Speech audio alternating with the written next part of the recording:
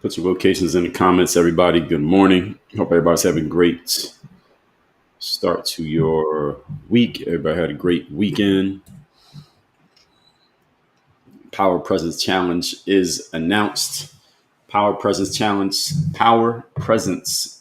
is announced. It will be starting exactly 2 weeks from today.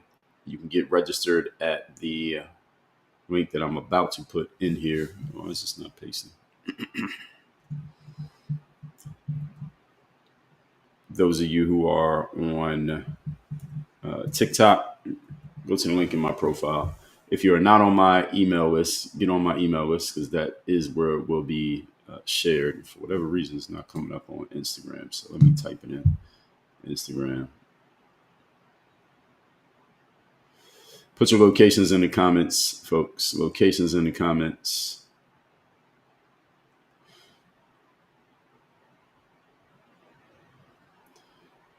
I got to manually type over here on Instagram for some reason. It's not pasting. Locations in the comments. Power Presence Challenge is announced. It will be starting November 10th, 2 weeks from today. 5-day challenge. You will learn to master the energy, the awareness, and the control that commands a room and gives you instant authority before you open your mouth. You want to be that person? This will apply to you in any area of business, any area of life, both in work and out of work, in the boardroom, in the bedroom, in anything that you do. Power Presence Challenge, again, it is announced. It will be beginning November the 10th. Now that we have a pinned comment on Instagram, y'all can see that now on Instagram. Put your locations in the comments. Locations in the comments, everybody. Locations in the comments. Hope everybody's had a great weekend. We are ready to start a great week. Hope some of you are ready for Halloween. Those of you who are celebrating. We are live on Rumble. Good morning, Rumble. Live on YouTube. Good morning, YouTube. It tells me that we are live on X. Let me check. Yes, we are live on X. Yes, we are live on X. We are live on LinkedIn. Good morning, LinkedIn. My name on all four of those platforms. LinkedIn, X, Rumble, YouTube is at Dre All Day. My name on those platforms. LinkedIn, X, Rumble, and YouTube is at Dre All Day. I'm live on Facebook, Facebook.com/Work on Your Game University for the Facebook users out there. We had to build up a new Facebook page. My Facebook page got hacked. This was months ago, before maybe a year ago. Facebook page got hacked at about 20 to 25,000 people got hacked. So we had to start a brand new one, but we will build this one back up bigger and better than the previous one. So Facebook.com/Work on Your Game University. Instagram at Dre Baldwin, and TikTok at Work on Your Game. As y'all are coming in, shout yourselves out in the comments section. Give me your locations in the comments. Let me shout a few people out here on Instagram. KingWorks21, good morning. 8 Tiggs from LaGrange, Georgia. KingWorks from Tuscaloosa, Alabama. Good morning to you all. Shout out to the southern part of America who are checking in early. As y'all are coming in, again, put your locations in the comments. Let me shout out a few people over here on TikTok. And again, locations in the comments, folks. Let me say good morning to those of you who are coming in. Leah, good morning. Thank you for the gifts early on. James Dalton, congrats and thanks for the gift. Linda Gale from St. Louis, 140.6, Walnut Creek, California. Carol Ann Collins, Newburgh, New York. Fort Baptiste, Port-au-Prince, Haiti. Leah, thank you for the gifts. Hat and mustache, donut. Leah, you pulling gifts out I didn't know TikTok had. Dwayne Mitchell from Detroit. Marky Man from Sacramento. The Corgi. Leah for the Corgi or Corgi. Thank you for that. Courtney from Nashville. Good morning. It Azuruki based Japan from Yonkers. Shout out to Yonkers. Shout out to DMX. Take a ride with Tom, Saratoga Springs. Laura Iggy Lover from Oklahoma. Annie AFF from Kentucky. Vicky Veronique. Good morning from Virginia. Notorious Fly Liker from Utah. Good morning. Shout out to Utah. Scott Young, North Carolina. Irma V, good morning. Echoes 9711 from the United States. Shout out to the United States. Jennifer, thank you for the hand heart. Jennifer from Tennessee. Courtney, thank you for the lightning bolts early. Claudia Almanza, good morning from California. Jay Rocca, good morning from Delaware. Yes, the Eagles won yesterday. Irma V, good morning. Wifey Tips, good morning. Abby from Ohio. Shout out to Ohio. LDG, thank you for the share. Murphy the Mutt, Bristol, Tennessee. Alyssa from Maryland. Jenny's phone from Oklahoma. LDG, Minnesota. Bravo Girl, Missouri. Ermy V, thank you for the boo times 10 Halloween gift. JJ Gamble from Colorado. Colorado is a beautiful place. Too cold, but beautiful. Nana Cat, Oklahoma. Sarah H. Nija, 1989 from Massachusetts. Emily Job, thank you for the follow. Leah said, working on a gift gallery. Yes, you are. We appreciate your work. Shelby from South Florida. Shout out to South Florida, of course. That's where I'm located. User, right after that, says, shout out from Philly. That's where I'm from. Shout out to Philadelphia. Shout out to Uptown. Shout out to Mount Airy, Germantown, Nice Town, Ogons Avenue, Cheltenham, outside of Philly, Abington, outside of Philly. Shout out to Philadelphia. Shout out to the state of Pennsylvania. Shout out to North Philly, West Philly, Southwest Philly, Nice Town, Center City, the Gallery, Market Square. Erica B said, my favorite time of day. Good morning from Baltimore. The Ravens are back. Maybe they're back, Erica. But I appreciate this being your favorite time of the day. That I'm 100% on board with that sentiment that this is your favorite time of day. So I appreciate that. Shout out to everybody for whom this is your favorite time of day. And I'll give you a clap for that.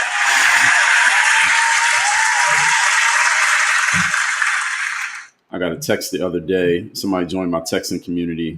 You can get my text community for free by just texting me at 305-384-6894. Who is this that sent me this text?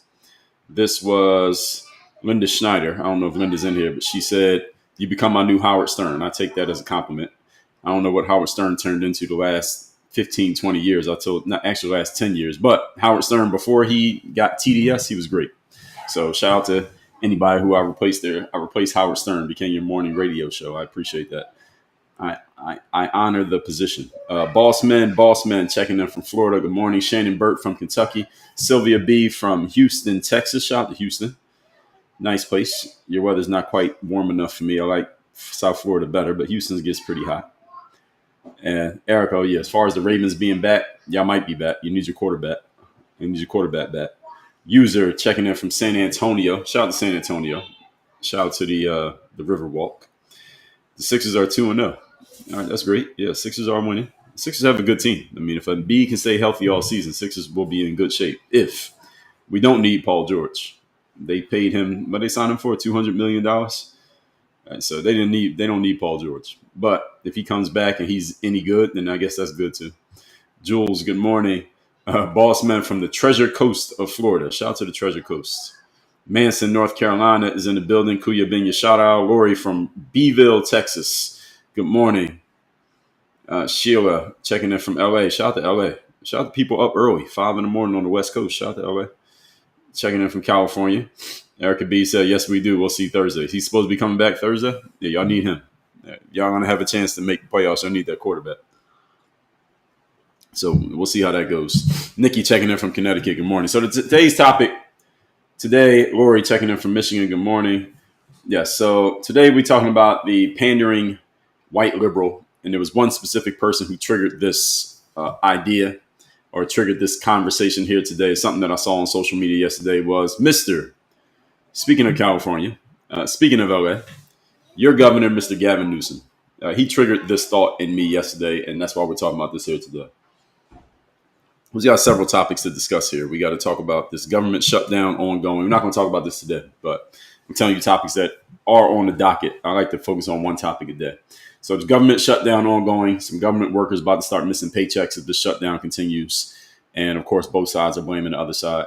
Then you have this FBI probe with the NBA players, and it's mostly mafia organized crime. Only a handful of NBA players involved, but mostly organized crime. Them getting involved, and Stephen A. Smith, who we discussed on Friday, sounding stupid, trying to blame it on Donald Trump. Like Donald Trump's coming after the NBA because the NBA didn't support Donald Trump. That makes no sense. But anyway, we're going to get to that at some point. But today I decided we're going to talk about Mr. Newsom and what he represents. It's not really about Gavin Newsom. I don't live in the state of California. I never have. California is a beautiful place. A lot of friends, family members in California, but I would not live in California. I actually looked into California about 2018, 2019. I was getting a little bit bored with Miami. I said, let's look at California. So I looked at California. The issue I found with California actually was two things. Number one is that down here in South Florida, in Miami area, and actually Miami-Dade, Palm Beach, and Broward County, most of the real estate, the housing is new construction. A lot of the construction here is brand new. Well, not brand new, but newer. It's been built in the last 25 years, let's just say. And the prices are the prices. Then I was looking in California, and the housing was way higher, but the houses that were built way before the last 25 years. So it's older houses, but they cost more money. I said, it doesn't make sense. Like, this is just a bad formula compared to South Florida. So for that reason, I didn't like it. And then the other thing I didn't like about it was South Florida does not have a state income tax. California, last time I heard, has a state income tax. Now, your state income tax is a serious state income tax. Maybe that is what pays for the beauty of California. But I said the state income tax combined with that cost of housing, this is not going to happen. So because of all that, I never left South Florida, and here I am still in South Florida. Didn't move to California. Then Gavin Newsom became governor, and that was that. So I'm not moving to California. Oh, yeah. And then that virus happened in 2020. And you all out in California, y'all know how y'all were living during the time of that virus in 2020. Well, compare that to how we were living during the time of that virus. I said, okay, well, that's it for California. Good thing I dodged that bullet before it got fired. Anyway, that's not the topic here today. I'm just telling you some thoughts I had about the state of California in general. J4, I'll come back to that when I get to the comments in the end. I appreciate you. So the Democrats, because Gavin Newsom's a Democrat, right? Now, it's fair to call him a Democrat. It's also fair to call Gavin Newsom a liberal. I think these are both true. Gavin Newsom right now is your front runner. If there was a primary that was today and it was one day only to vote for who's going to be the representative of the Democratic Party in the 2028 presidential election, the winner would be Gavin Newsom. He would win. He would beat Kamala Harris. Kamala was just doing an interview the other day. I don't know who she was interviewing with, but the woman was asking her, hey, what about in the polls? And do you think you have a chance in winning in 2028? And Kamala's answer was, I never pay attention to the polls. If I paid attention to the polls, I wouldn't have won my first election or my second election or things like that. And directionally, she's correct. Well, at the same time, she's kind of not telling the truth because she did offer things during the 2024 campaign based on what she was hearing from her team, based on polling numbers. And at the same time, I understand her. She's not going to look at the polls because, well, the polls aren't telling her things she wants to hear. So, of course, she's not going to look at them. If she was winning, she'd be looking at the polls. But she's not leading, rather. So she's not looking at the polls. Kamala Harris will not beat Gavin Newsom in a primary. So any of you who's a Kamala fan, I'm sorry. Actually, I'm not sorry. I'm just telling you the truth. I'm not apologizing to you for telling you the truth. Kamala Harris will not beat Gavin Newsom in the primary. Right now, Gavin Newsom's the front runner. It looks like he's going to win. I don't see any Democrat coming up and taking his spot. Pete Buttigieg, no, doesn't have a chance.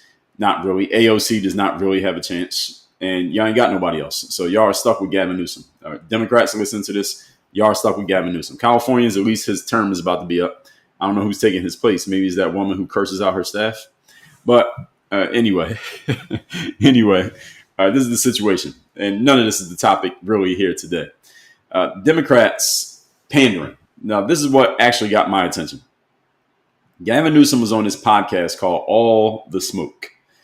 I don't know if any of you are familiar with this podcast. All the Smoke is a podcast on Showtime, and it's hosted by two former basketball players, one named Steven Jackson, another one named Matt Barnes.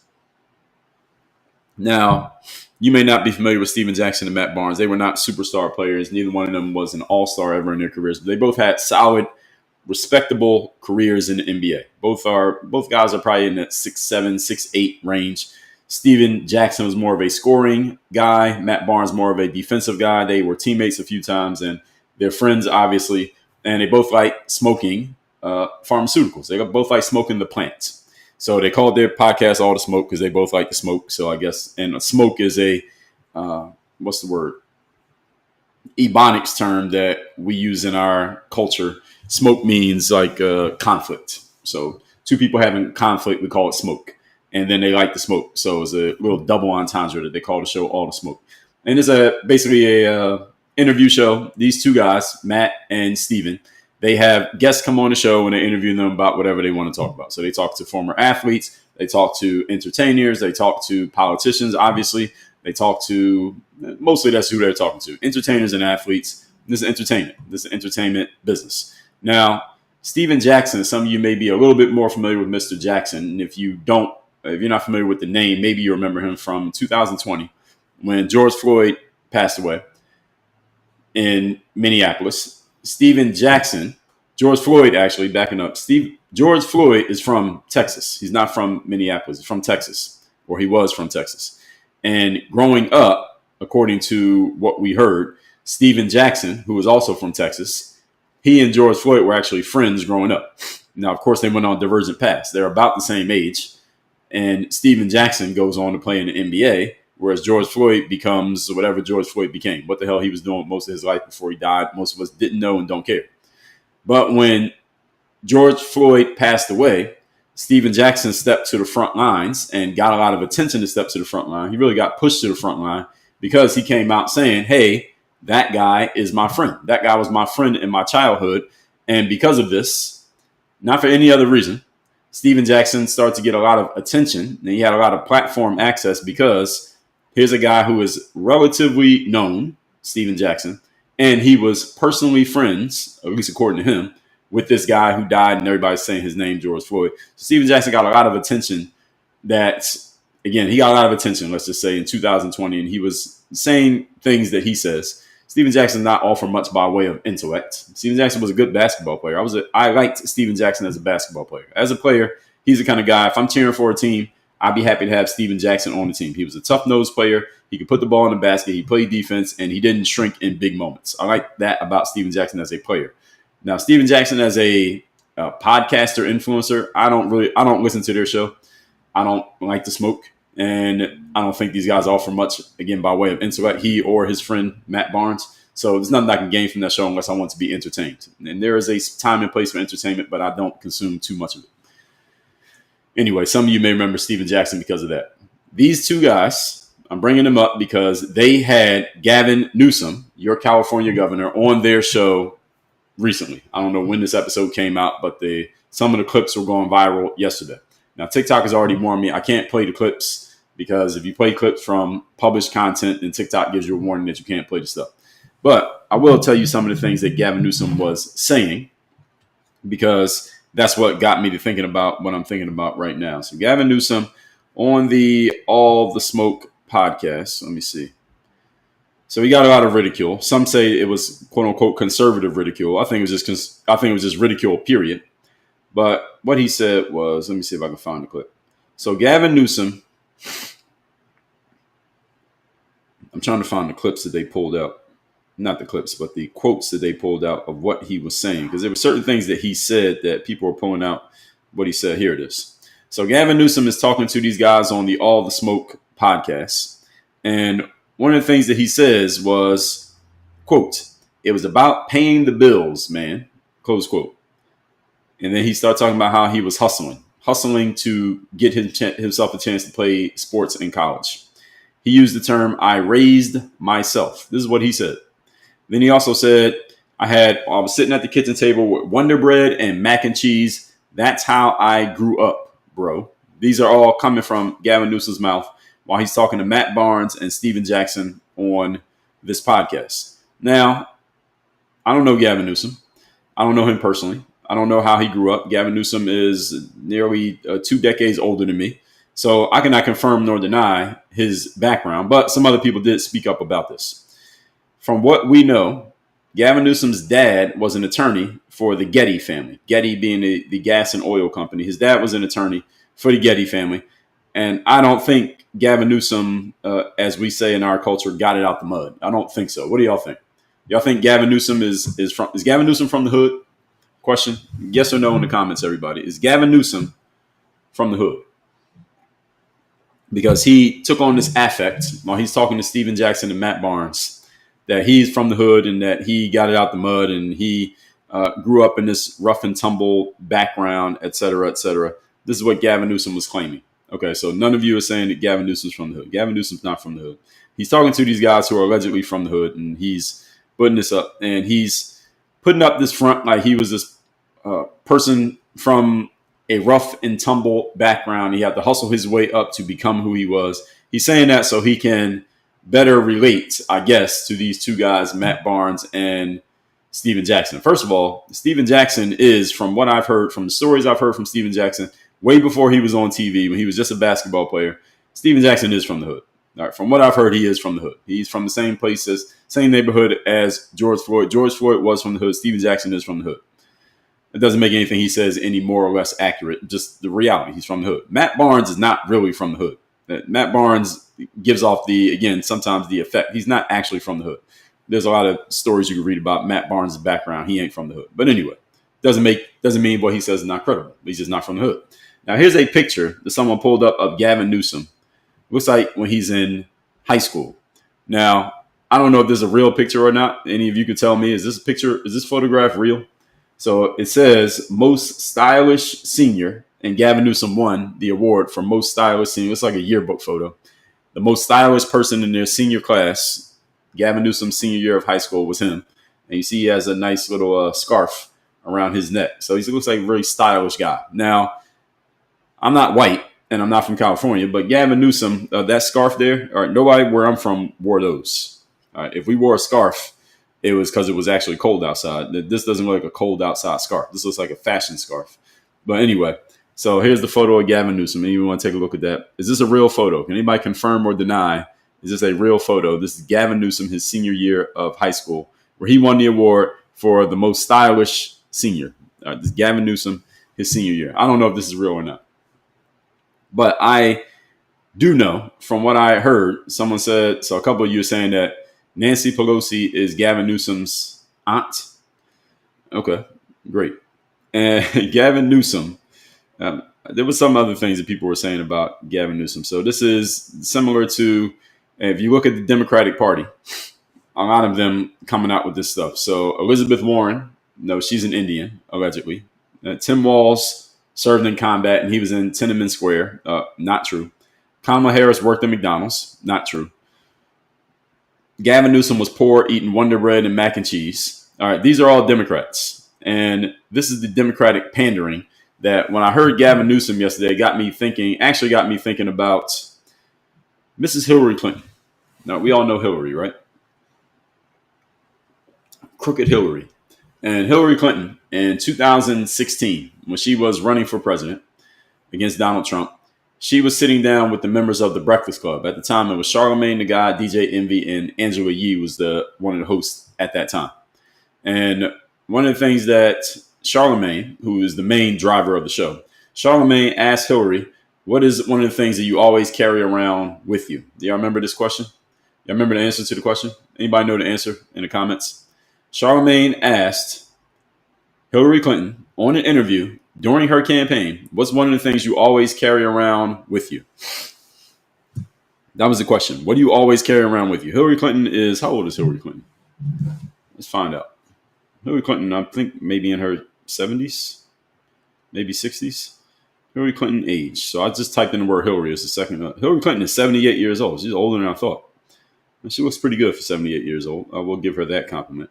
So Hillary Clinton, 78 years old. This is in 2016, so let's say about 10 years ago. So Hillary Clinton was damn near 70 years old when she got asked this question. What do you always carry with you? And her answer was hot sauce. And she was not joking. She said that with a straight face. I mean, she said it was a positive straight face, but it was a straight face. You can look the video up online. It's online.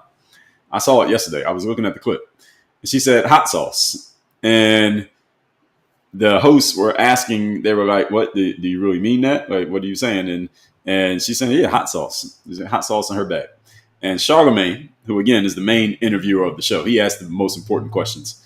He says to Hillary, like, Hillary, okay, now that you're saying that, you know that people are going to hear that and they're going to say that you're pandering by making that comment because you're talking to us. It sounds like you're pandering. People are going to say that you're pandering by saying that. You know what Hillary's response was? Anybody know what Hillary's response was? When she answered that question, she said hot sauce. Charlamagne said, well, people are going to hear this and say that you're pandering. You know what Hillary said to that? Anybody know? Donna said, which Hillary? There's only one Hillary I know. Only two Hillarys I know is Hillary Clinton and Hillary Banks from the Fresh Prince of Bel-Air. And that's not a real person. So what other Hillary is there? I don't know any other Hillarys. So Hillary's response was, is it working? Wayne Robinson got it. I said, is it working? That's what she said. Is it working? And she wasn't joking. Again, if she was saying it in a sarcastic way, like she was being sarcastic and kind of playing along to the audience, or at least she was trying to play along to the audience, I would have accepted it and said, okay, she's just kind of playing along with the audience, the same way somebody else might make a joke based on who the audience is. You may make a certain joke that goes along with, it's kind of like you're playing along with the rhythm of how this audience is. She wasn't joking. She was like, is it working? And she was looking at Charlemagne like to see what he had to say. The clip cut off at that point. And a lot of people still remember Hillary saying that back then. And this is another example. Just like Kamala Harris saying that she worked at McDonald's, trying to give off the idea to voters, this is in 2024 campaign, that she had been an everyday person before. Like, I've been this everyday person. I've been in the trenches. And why do Democrats do this? This is the question. The question is not if they do it. The question is, why do they do it? Gavin Newsom is just the latest example. Kamala's been an example. Hillary Clinton's been an example. Tim Walz he tried to be an example. He was a very bad example, but he tried to be an example. Is because the Democratic Party decided around the time of former President Lyndon Baines Johnson that we have to position ourselves as the party of Black Americans. We have to position ourselves as the party of Black people. How do we position ourselves as the party of Black people? We have to show them that we, as Democrats, Black, white, male, female, doesn't matter, that we are like them. And if we can show them strongly enough that we are like them, then they're going to say, hey, those Democrats are like us. And they're more, or at least they're more like us than the Republicans are. Therefore, we are going to pledge fealty and be loyal to the Democratic Party. And then Black people will just vote Democrat. Well, whether you agree with this idea or not, whether you think the Democrats pander to this day or not, one thing we cannot deny is that this shit worked. We are 60 years in the making. It's still working. 65 years in the making. This is working. Black people tend to vote heavily Democrat, blindly Democrat. There's nothing wrong with voting Democrat if you want to. If you look at the two candidates and you say, okay, here's Kamala and here's Trump, and I believe Kamala will be a better leader. I like Kamala more. You want to vote Kamala. There's nothing wrong with that. You want to vote Biden. Nothing wrong with that. You want to vote Hillary Clinton. Nothing wrong with that. Obama, who was before that? What was that guy's name? John Kerry, Al Gore, Bill Clinton. You want to vote Democrat, vote Democrat. Okay, I'm not telling you who to vote for. I'm not telling you which party to vote for. Vote for whoever you want. The issue that Black Americans have had for the last 65 years is voting Democrat blindly without considering, is this person actually the better candidate? Would you vote for the Republican if you think the Republican is a better candidate? Many Black people don't have they just mentally cannot wrap their minds around voting for anything other than the Democratic candidate, regardless of who it is. As I've often said, if the Democrats put a ham sandwich up as the candidate against a Republican, it doesn't matter who the Republican is. It doesn't matter how the ham sandwich is made. They'll vote for the ham sandwich because Black people vote Democrat. The anecdote that I have shared with you before, I'll share it with you again. When I was about 9 or 10 years old, we're sitting at the kitchen table, eating the dinner table in the kitchen. We had the small little TV. This is the early 90s. And on the TV, they're talking about the Democrats or Republicans. They're talking about politics. I turned to my mom and said, well, Mom, are we Democrats or Republicans? My mother and father always voted every election. There's a polling place across the street from me. Every election, they always made sure to vote. Even if they had to they came home from work, they retired, they always went across the street and voted. So I knew they voted for somebody. And it was clear to me that there's Democrats and Republicans. My mom said Democrats. I said, why? She said, because the Republicans only work for the rich people. That was her answer.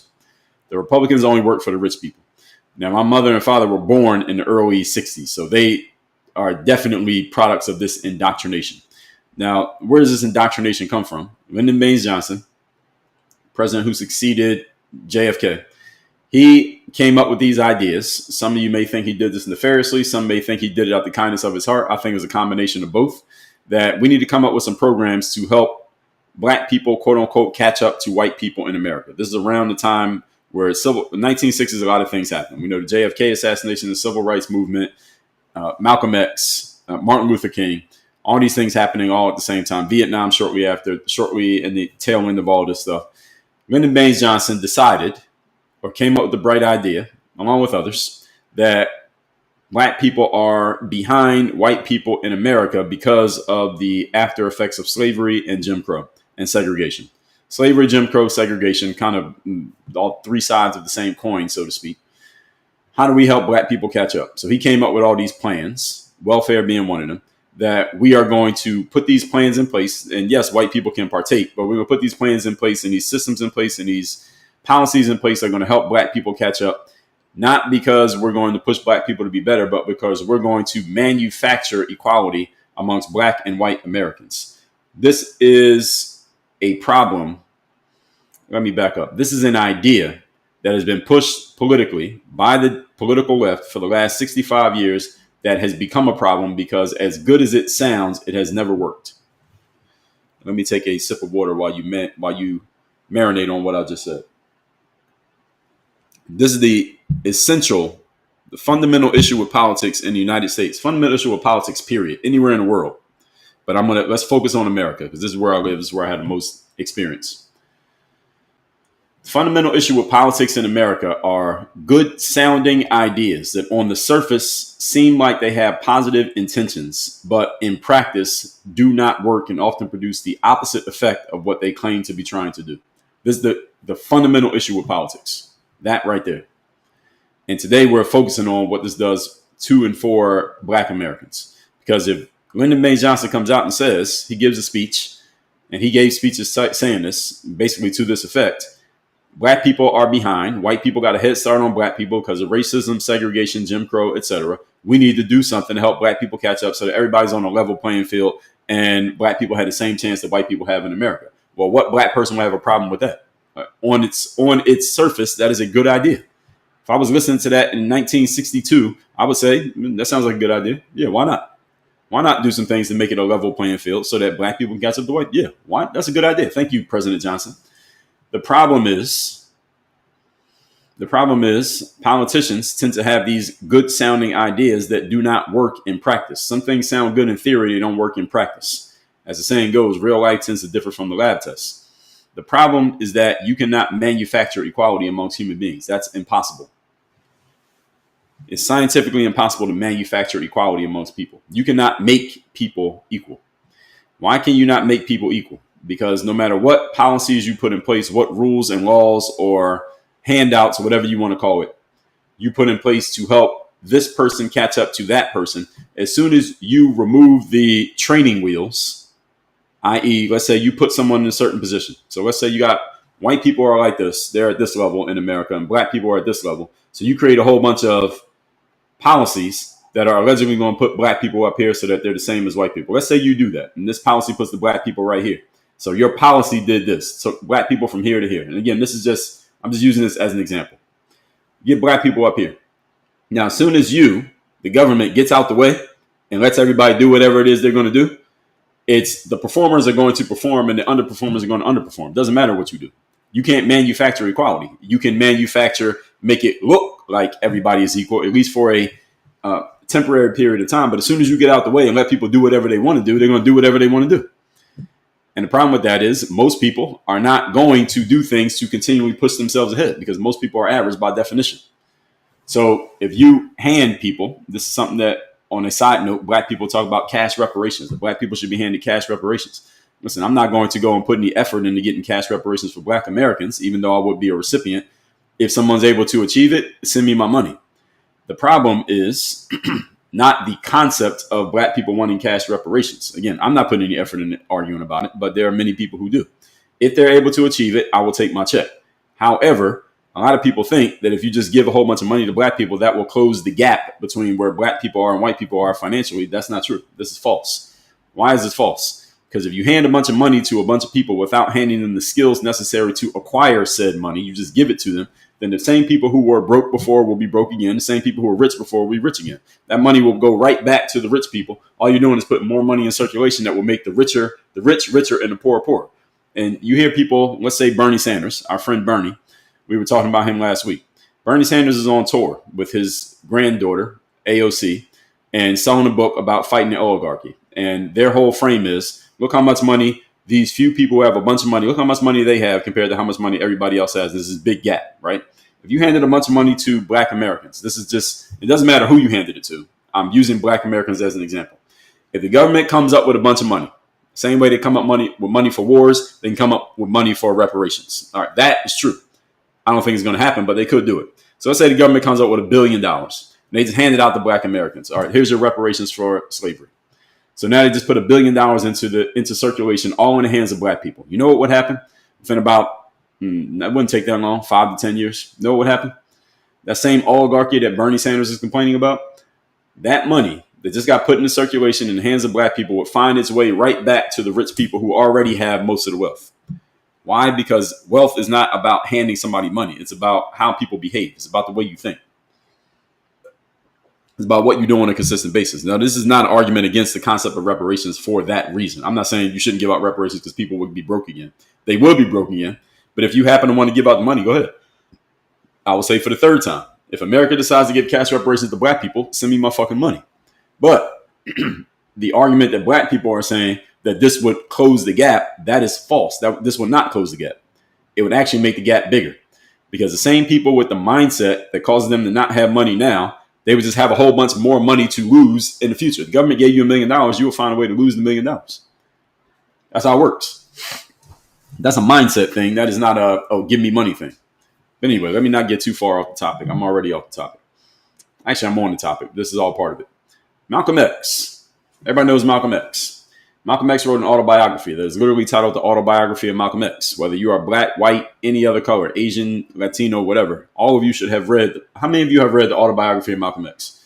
Put yes in the comments if you have read it. Put no in the comments if you have not read the book. The Autobiography of Malcolm X. Yes or no if you have read this book or have not read this book.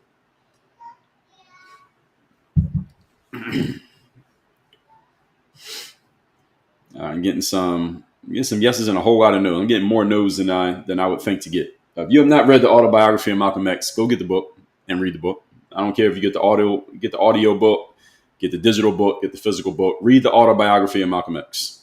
Okay, that book needs to be read. All Americans should read the book, because the things that Malcolm X was talking about in his book, yes, a good amount of it is about black Americans, but a lot of Malcolm X's book is about prejudice.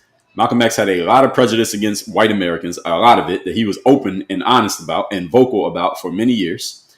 And then when he saw life from a different perspective, he changed his mind about that prejudice. He ended up getting offed by his own people, allegedly. There's a whole conversation we could have about that, allegedly.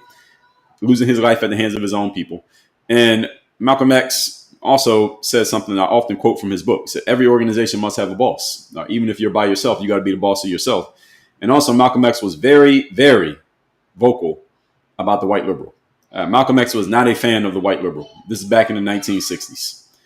He said that the white liberal often, and you can find clips of this, find it on YouTube, you can probably find it on TikTok, find it on X. Malcolm X was very vocal about how white liberals would often play friend, quote unquote, to the black American while steering black voters toward the liberal agenda. And it worked. Now, why did that work? It worked because, again, part of the liberal agenda was always about, here's what we're going to do to give black people stuff if you vote for us. Vote for us, we're going to give you all this stuff. This is one of my fundamental issues with Kamala Harris in 2024. I thought Trump was a better qualified to lead than Kamala Harris in general. But let's just forget about Donald Trump. Just looking at Kamala Harris in 2024, one of my fundamental issues with her, I actually got more than one, but one of them was she was playing the liberal agenda to a T. Kamala is just a straight up liberal political puppet to a T. She is doing, it didn't matter that it was Kamala. It could be anybody. Take Kamala out of the equation. Any Democrat with her background would have did the same thing she was doing. When it was clear that the vibes from the first 30 or so days of her 107-day campaign had worn off and she needed to bring some actual substance, Kamala Harris, she went to the go-to Democrat moves. So what are the go-to Democrat moves? Let's tell the black voters, at least if you're trying to get black votes, excuse me. I'm not talking about the white folks. You're trying to get black votes, here's what you do. Tell black people all the things you're going to give them if they vote for you. We're just going to give you all this stuff. We're going to give you a tax credit. What was the tax credit for the house? Was it $25,000? Somebody fact check me on that number. I think it was $25,000. Was it $25,000? It was some type of tax credit. I can't remember the number. We're going to give you a tax credit for a first-time home buyer. Now, she didn't say just black people. She just said first-time home buyers, which can mean a whole bunch of people, even though they weren't. You don't have to be black to get that first-time home. Was it $25K? I thought it was $25,000. Then she said we're going to give you money to start a business. And she referenced black people in that. You can't start a business. She said right now the tax credit to start a business is like $5,000. You can't start a business with $5,000. You need $25,000. We're going to give you $25,000 to start a business, which is nonsense. You don't need any money to start a business. You can start a business with $0. You don't need $25,000 to start a business. But anyway, Kamala knows nothing about business, so it makes sense she just says something stupid like that. And then she put out these other things like, here's what we're going to do for black men. It was something about crypto she was talking about and a whole bunch of nonsense. And the problem is for Kamala, I'll tell you the problem for Kamala is that it's 2024. You couldn't get away with that in 2024. She could have got away with that in 2004. 2004, she could have got away with it. Reason you couldn't get away with it in 2024 is because people can use the internet, and there are other people out there who understand the nonsense and can see through the nonsense, and they have platforms and they can put out and say, well, this is nonsense because ABC. See, in 2004, you didn't have that problem. You got that problem in 2024. That was the problem for Kamala on her side. The problem for someone like me as a voter is that she's just saying to black people, vote for me, and I'm going to do all these things for you and give you handouts. The problem is, my favorite book of all time is written by an author by the name of Robert Greene. It's called The 48 Laws of Power. And one of the chapters of that book says, despise the free lunch. One of the fundamental laws of economics, ladies and gentlemen, is that there is no such thing as a free lunch. So when a politician tells you, vote for me, and I'm going to give you all these things, all right, that's a lie by omission, because they're not telling you what you have to give up in order to get it. The vote itself is not equal to the amount of things that they're giving you. So they're offering you all this stuff they're going to give you, all these cash and prizes. All you got to do is pull a lever at the voting ballot or at the voting booth. That's not equal. It's not an equal deal. All right, so you're going to do this one little thing that takes hardly any energy, and I'm going to give you all this stuff. All right, that doesn't sound right. All right, it sounds too good to be true, because it is too good to be true. The hooks inside of that bait are all the things you're going to have to pay back. All right, that's going to cost you. It's going to cost you in the long run. They're not going to tell you about the cost, but there are costs. This is why in contracts they say read the fine print. But when it comes to contracts, the fundamental issue with government is that they always tell you the good stuff, but they don't tell you the fine print. But they never tell you that there is no fine print, because there's always fine print. Fine print with the Democratic Party when it comes to black people is that they pander and tell you all the stuff that they're going to give you. And there are too many black people who are all too willing to take the good sounding story of all the stuff that we're going to be given, quote unquote, given by the Democrats, but don't ask yourself, what is it going to cost to get it? And too many black people don't ask that question. Why? Because they've been emotionalized to believe that the Democrats are the party who wanted to free the slaves. That is not true. The Democrats are the party who wants to help black people, and they just want to equal things out between black people and white people. Also not true. That the Republicans are the racists. Also not true. That the Republicans only work for rich people. Also not true. And because so many Democratic voters, have been bought into this emotionalized line of reasoning, that the logic doesn't matter. The lack of logic in the Democrats' argument doesn't matter, because if you have people emotionally engaged, then logic goes out the window. It doesn't matter at all. There are many black people I know. These are people I know personally. In the last 3 election cycles, Kamala, Biden, Hillary, in conversations, they said, well, I'm just not going to vote for Trump. That was the answer. I'm just not going to vote for Trump. I don't care who the other person is. Don't care. Don't care about their policies. Don't care if they're qualified. Don't care about what they're offering. Don't care that the Democrats have not actually done anything to actually help black people in the last 65 years. And have the Republicans either? No. My frame about that, folks, is that the politicians are not here to help you. So some of you, I'm sure there's some of you in the comments right now. We'll get to the comments today. I'm sure my soundboard will be ready and warmed up. There are some of you Americans, black, white, Democrat, Republican, who are under this false pretense that voting for a political party means they're supposed to do something to help you in exchange for your vote. Technically, you're kind of right, but you're also kind of wrong. Here's why you're kind of right, because the politics is supposed to be by the people and for the people. That's what the founding fathers said: by the people and for the people. The problem is that's not what it is anymore. Most politicians are not, quote unquote, the people the way that they were supposed to be. And are they working for the people? For the most part, they're not. Our political system in America has been completely convoluted over the last 200 years. One thing that caused that is that people can't leave, or they don't leave. This is how you get Bernie Sanders, 80-something years old, still in politics. This is how that happens. You don't have term limits. And also because they make full-time salaries. And when you get somebody a full-time salary to do a job, then human incentive is going to come into play. Meaning they're going to do the thing that is they're most incentivized to do, which is keep my job. So as a politician, if I'm in Congress and I have a choice to make, if I got two doors I can choose from. If I go through this door, it will help you, the citizens, but it might hurt my chances of keeping my job. Or if I go through door B, it will hurt you as a citizen. It will hurt me and my chance of keeping my job, but it'll help you as a citizen. Or did I say the same thing twice? You get what I'm saying? This door prioritizes help of the citizens. This door prioritizes helping me keep my career. And I got to pick between the two. Well, which one am I going to pick? Which one would you pick? You probably pick the one that's going to help you. Why? Because you are more important than them. Even though you got elected by them, if you got a chance to do something that's going to help you rather than help them, which one are you going to pick? Again, self-preservation is the number one priority of every human being, including your Bernie Sanderses and Jasmine Crockett's and AOC's and Nancy Pelosi's. They're human just like you. You give them a full-time salary, they're going to do the thing that protects the full-time salary. Why wouldn't they? Again, what would you do? So our political system is screwed because these people have full-time jobs and they never get kicked out based on terms. This is Congress that I'm referring to, by the way. And these are the people who make the laws and they decide what to do with your tax dollars. It's not the president, it's Congress. These are the people you need to be looking at. It's 535 people. Most of you couldn't name 50. It's 535 of them. All right, they're the ones making all the decisions. But anyway, this is how our political system got screwed up and why many Americans say, well, they're supposed to be helping us. So the Democrats not helping us, so let me vote Republican. The Republicans not helping, let me vote Democrats. Or you don't like the Democrats, so what have they done for us? You don't like the Republicans, what have they done for us? These are all the wrong questions. No politician is incentivized to help you. And I just explained to you why. They don't need to help you because they get their money whether they help you or not. But they got to help you for it. They don't need to help you. No, they get their money no matter what. They got to pay. They got a guaranteed paycheck coming in from your tax dollars. But anyway, I'm supposed to be talking about the Democrats here. So this Malcolm X, I was referring to. Democrats play friend to Black Americans, and Black Americans buy into this shit. My parents, for example, many Black people I know to this day, because the parents pass it on to their kids pass it on to their kids. So this becomes a generational thing. And there's a bunch of Black people who would never, ever vote Republican simply because they have been conditioned to believe that the Republicans are the racists and Republicans only work for rich people and the Democrats are the party of the everyday, hardworking American. Now, when the Democrats fail to push that message strongly enough, you get 2024.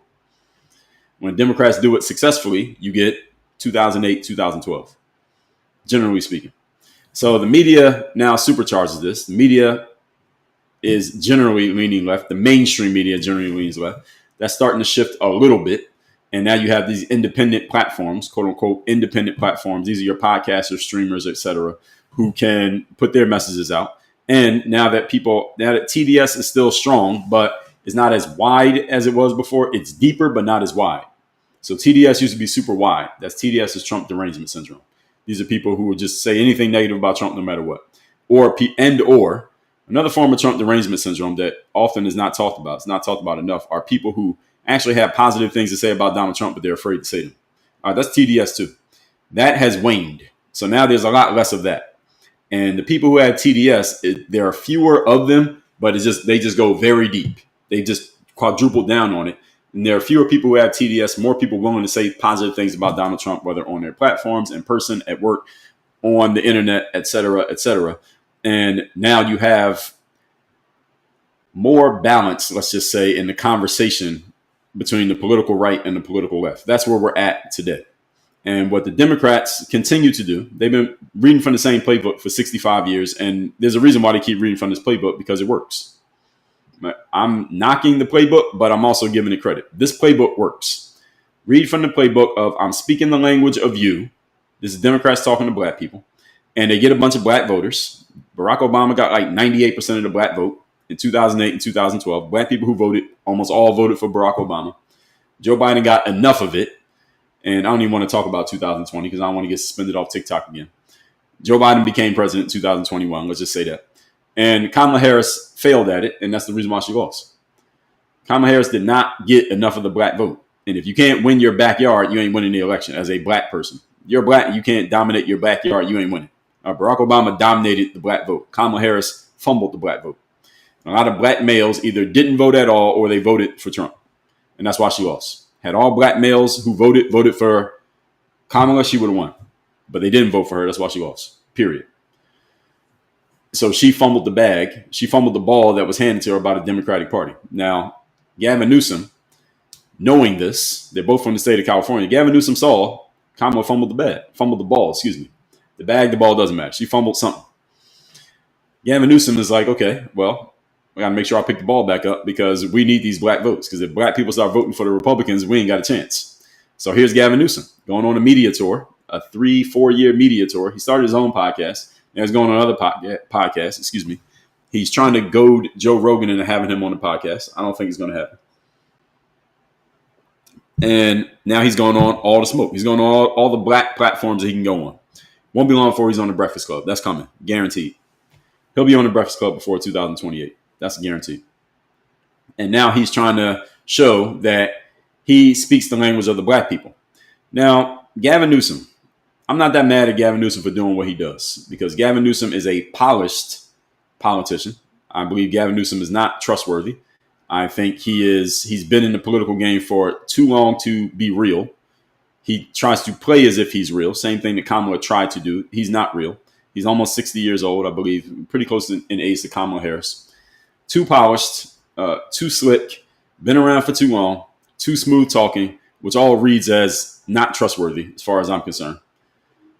And at the same time, I give him grace because he's been in the game for so long, he doesn't know how to do anything else. He can only be who he is. Gavin Newsom is Gavin Newsom. He is who he is. So he's going to do what he's doing. He's going to go on these platforms, these black platforms that have access to an urban audience, and he's going to pander to that audience because that's all he knows how to do. And because he understands as a white man from California with a scarf around his neck when he was in high school, he has to somehow, some way get these black people to believe that he understands them. At least better than whoever the white Republican is who's going to be running on the opposite side of the ticket. That's his job. And again, Kamala Harris so poorly failed at this, even as a black quote unquote female, she fumbled the ball against Donald Trump, who is as white gets. She still fumbled the ball. That's how bad Kamala was as a candidate. I don't hear any of you telling me Kamala has a chance to win in 2028. It's ridiculous. She can't even win. She won't even win the primary in 2028, let alone when she win the election, the general. Gavin Newsom is going to pander to black people. And here's the reason why this works. Not because Gavin Newsom's so good at it. Gavin Newsom's average white politician, average white Democrat pandering to black people. This is not new. Again, Hillary Clinton did it in 2016. This ain't new. We've seen this. We have seen this movie. This is not a new movie. This is a rerun. The reason it works is because there's a bunch of black people who have access to these audiences who are all too happy to, number one, have this known entity want to come on their platform, number one. Number two, they like the attention and the ad revenue, sponsorship money that's going to come in from having this known person on their platform. And number three, they like having this white person of note, Hillary Clinton, Gavin Newsom, etc. This white person of note, white Democrat of note, pandering to you. They're saying things to you to try to get you to agree with them and be on the same side as them. That feels good. It feels like they are kind of sucking up to you. I understand why these black people who control these platforms, these are your all the smoke hosts, these are your Matt Barnes and Steven Jacksons, these are your Charlamagne the Gods and DJ Envies and whoever else they got on the show these days, and others. They're all too happy to accept this pandering because it feels like that white liberal Democrat is trying to get on your side. It's like they're looking at you like you're the one who has the power. They're pretending that you're the one who has the power so that you accept the bullshit that they're doing for long enough for you to open your audience to hear what they have to say. And now members of your audience are going to go vote for that liberal, that white liberal. And then when your audience members realize that they got scammed 3, 4, 5 years later, they're looking at you like you're crazy, but most of them are not because most of them forgot that you're the one who led them there in the first place. So I understand this system. This is a beautiful system for the Democrats. Beautiful system for the black liberals. And it's a beautiful system for the platform owners because, hey, they get paid. They make money off this. And as long as they're making money and they have an audience and they have a whole bunch of attention, that justifies anything and everything that they do. This is the frame of how this whole thing works. So this is how you get people like All the Smoke. I wouldn't even go as far as calling these guys sellouts. I don't even think they're sellouts. To be a sellout, you got to actually know what you're doing. You got to actually know that you're in this game and you're doing it. I don't think they know they're in the game and doing it. I think they're getting used. Now their show is on Showtime. Now who knows if they even own the show? Maybe Showtime owns the show. They just work there. Charlemagne the God is a sellout. Now, he knows what he's doing. I think Charlemagne's smart enough to know what he's doing. I will go as far as call him a sellout. I will go as far as Stephen A. Smith plays the game well. I believe he's a sellout as well. Now, he's pretending to play both sides of the fence. I don't buy it. I talked about this last Friday in detail. Charlemagne, though, he knows exactly what he's doing. And I've already given you an example of this. Those of you who follow The Breakfast Club, which is Charlemagne's show, every time they've had a conservative on the show, Byron Donalds, Candace Owens, Vivek Ramaswamy, Lara Trump, Larry Elder, who else they have on there? Anybody who's on the right, who comes on that show, every single time, without fail, the Breakfast Club always has an extra host on the show that day. The extra host is always, without fail, a black female. And that black female is there as the attack dog. They come from the flank and they start asking questions, really challenging questions or allegedly challenging questions of the conservative guests, all designed to trip that person up and make them look bad so that they can grab clips and put it on social media. They do it every single time. The only time they did it to someone who was not a conservative, and they did it to the current mayor of New York, Eric Adams. They did the same thing to him because I guess a lot of liberals didn't like Eric Adams, I guess. But every conservative that's ever been on the show, they always have an extra host, not Charlemagne. So Charlemagne doesn't ask the tough questions. They get the extra host, the black chick. She comes and asks the tough questions of any conservative on the show. But anytime they've had a liberal on the show, they never have that extra host. Never. There was no extra host for Kamala, no extra host for Hillary Clinton, no extra host for anybody on the left, but they always have the extra host for the person on the right. And Charlemagne controls that show. He's the main driver of the show. Charlemagne leaves the Breakfast Club. There's no more Breakfast Club. I make that connection to say this is how we know Charlemagne is on the left. And Charlemagne is quick to tell you that he's an independent. That's how you know he's a sellout.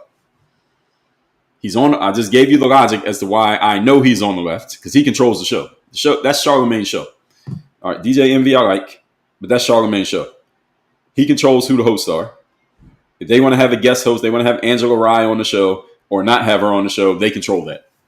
They want to have a conservative on the show, they control that. They want to have a liberal on the show, they control that. And Charlemagne makes all these calls. He makes the final set. He's the biggest star of the show. They only attack the conservatives. They're really nice and kid gloves with the liberals. And then he claims that he's an independent. He is not independent. He's a liberal. Claiming independent because Kamala lost. Had Kamala won with Charlemagne being independent? I doubt it. This is the game. So these people, a lot of them are sellouts. The black platform owners, the ones who sit there and laugh with Gavin Newsom when he's claiming that he's from the hood or he's giving off the affect that he's from the hood. The ones who sit there and laugh, some of them are too stupid to know that they're being played. And some of them are sellouts and know exactly what they're doing. They're not getting played. They're playing you because you're the one listening to them. Either way, they're just playing the game. So the question isn't whether the pandering offends you or not. Some of you may be offended by it. All of you should recognize that it's happening. What I'm trying to break down for you is why it's happening. And this works because it converts attention into votes. You get a bunch of people to vote. I mean, that's the game in politics. The game of politics is winning elections. That's the game. Win your election, win re-election. Kamala Harris is on book tour right now. I think her book tour may be winding down soon. But Kamala Harris is on her book tour, and she's talking as if, when I hear the clips from because she gets on the stage and she does like this little moderated discussion with the host and whatever. If you listen to the clips from Kamala's book tour, you would think that she won the election. She talks as if she won. She is almost celebrating herself on this book tour. Have y'all seen any of the clips from Kamala's? Any of you been to one of Kamala's events on her book tour? Let's find out where her book tour is at right now. Let's keep up with keeping up with Kamala. You know, they got keeping up with the Kardashians. Let's do keeping up with Kamala. Let's see where Kamala Harris is at right now. Has any of you been to one of Kamala's events? One of her book tours. So this is over. What's the date? The 27th. So She was just in London last week. Tomorrow, Kama will be in LA. I know somebody commented you were in LA. Any of you in California? All right, go to her book tour, The Will Turn with Book Soup, an event venue called The Will Turn. If you know where The Will Turn is in California, let's look it up. Let me give y'all the address of The Will Turn. It's on Wilshire Boulevard in California. So The Will Turn is at, I'll give you the address, 3790 Wilshire Boulevard, Los Angeles, California, 90010. So any of you want to go to The Will Turn tomorrow, here's what it kind of looks like on the outside. Yes. All right. Y'all go to The Will Turn tomorrow. Kamala Harris will be there. So some of you, when you go there and give us a report of what happened at Kamala's event at The Will Turn tomorrow, is right next to a place called Liberty Park. There's a Denny's around the corner, so you can get yourself something to eat when you're done. Gangnam Station Korean barbecue right across the street. I don't know anything about LA, so I don't know. I can't give you any advice on the quality of this neighborhood where y'all can walk around. California Science Center looks like about a mile or so away. Y'all can walk there.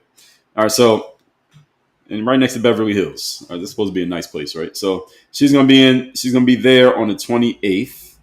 Now she got a few more dates. So then she has a date after that, and for whatever reason, this is not showing. Then she's going to be in. This is all through Ticketmaster. So she's going to be in, what is this? This is in Seattle. She'll be in Seattle after that. And this is on November the 4th. So the same day that New York is going to find out its fate, New York City. That's the day of the election, right? November the 4th, she's in Seattle. Then after that, for whatever reason, her website is not showing. It says sold out and it has a link for tickets. All these things on her Kamala's website says that the events are sold out, or Simon & Schuster's website says the event is sold out. These events are not sold out. So we found this out 2 weeks ago. We were talking about Kamala's event, and it looked like everything was sold out. But they're not sold out. It says sold out on the website. You see how it says sold out? See those little blue page says sold out? But then you click the button that says tickets, and it lets you buy tickets. So how is it sold out? So I guess they just did this to try to fool you. So then she's somewhere, I don't know, we can't see it. This is in Medford, Massachusetts on November the 15th. So she's slowing down a little bit with the dates. She was going hard at the beginning. Then on November the 16th, the very next day, she's in Toronto. She's doing an event in Toronto because she got fans in Toronto, I guess. They can't vote for her, but okay. This is in Toronto. Then she is in Nashville, Tennessee. I know we got some Tennessee people in here. So she'll be in Nashville. Those of you who want to go see her at the Ryman Auditorium. Ryman Auditorium in Nashville. And this is coming to Miami at the Arts Center November the 20th. I'm bringing all this up to say, I forgot even why I brought it up in the first place. But Kamala Harris, this pandering. This pandering that they do so that they can win votes. And Kamala Harris is talking during her book tour as if she won the election. She's not even talking about, hey, here's what went wrong. Here's what I would do differently. Here's how I would change things up. Here's what I would say maybe to answer that question better. Kamala Harris's whole frame is 107 days. That's her frame. And Kamala Harris calling her book 107 days and going on book tour and saying the things that she's saying right now is more proof of why women do not belong in leadership positions. At least if men are involved. If there's a man available, a man should be in a leadership position. Why? Because Kamala Harris's whole frame after she lost that election is that the only reason I lost because I only had 107 days. No, the reason you lost because you were not a good candidate. You didn't have a good message. Nobody believed you. Nobody trusted you. And you fumbled the ball even with your own backyard of winning black voters. That's why you lost the election. But see, Kamala Harris won't say that. Kamala Harris won't come out and say, well, I lost because I did this wrong. I could have did these things better. I could change this up. Here's the way that we need to change this situation up. Here's how we would re-strategize and do this differently if we did it again next time. This is what I guarantee you Donald Trump and his team were saying to themselves in 2021 when he was no longer president. Even though he had the whole thing, stop the steal, et cetera, et cetera. Eventually it was clear to him, okay, I'm not going to be president for a second term right now. I got to leave the White House. Let me go back to Mar-a-Lago. Let's figure out how we restructure and re-strategize so that the next time we show up, we win. I guarantee you that's the conversation he was having. He didn't write a book about losing. But if he did, I guarantee you that's what the book would have been about. Because that's what men do. When men who have been in leadership positions lose, we say, what did we do wrong? How do I fix this? How do I make this better? If I had to do it again, what would I do differently from the last time? That's what a man does. Now, a woman, I'm not saying every single woman. Okay, I'm speaking here I'm painting with a broad brush right here. So please don't take this don't use literalism on me. Okay, but directionally, this is accurate. What a woman does is says, "Oh well, it's not my fault. I only had 107 days." So that's Kamala's frame. I only had 107 days. No wonder I lost. Give me 300 days, I would have won. No, give you 300 days, you would have lost even worse because you would have had to keep talking. But her frame is, "Oh, I just didn't have enough time." No, that's why. No, it's not why. So this whole authenticity theater, and Malcolm X again pointed this out 60 years ago. And if you are black specifically, you should know better. I'm not saying if you're black, that doesn't mean you cannot vote Democrat. What I'm saying is if you're black, you should understand the game. Do whatever you want to do. Just understand what the game is that they're trying to use you in. You should understand this. Malcolm X said it 60 years ago. These white liberals pretend to be friends with black people, and they get the black people to believe the bullshit, and then you are eating out of their hands just because they said something that pandered to you. He said, at least, again, I'm paraphrasing here. Malcolm X said about the white man, the white person who may be a conservative. Maybe the white conservative wasn't that big of a fan of black people. Maybe the white conservative didn't like welfare. The white conservative didn't like, let's do programs and systems to get black people, to move black people up. Let's just leave everybody where they are and let them build up on their own. Again, this is the Booker T. Washington approach. Do nothing with us. Leave us alone and let us figure it out on our own. Because black people, for those of you who don't know, some of you black people don't know this, in between the end of slavery and the start of the civil rights movement, let's just call that 100 years, black people started making significant progress on our own without any help from the government. This is segregation, Jim Crow, no civil rights. Black people were making significant gains without any help from the government. The only help, quote unquote, black people had from the government was just get out the way, don't hold us back, just let us go. All right, we're not slaves anymore. Let us go. Let us live what we want to live, do what we want to do, and don't do anything. No programs, no welfare, no booster seats, nothing. Just let us go. Let us do what we're going to do. Black people were making significant progress. Then all of a sudden, the government said, let us help you out and help you. Let us put some rocket fuel on your progress, and it stopped the progress. I'm not saying black people stopped advancing completely, obviously, but it slowed down the progress that black people were making organically when the government got involved. That's an absolute fact. 2-parent homes went down. Quality of our educational scores went down. Quality of our neighborhoods went down. Crime rates went up. The boarding of children went up.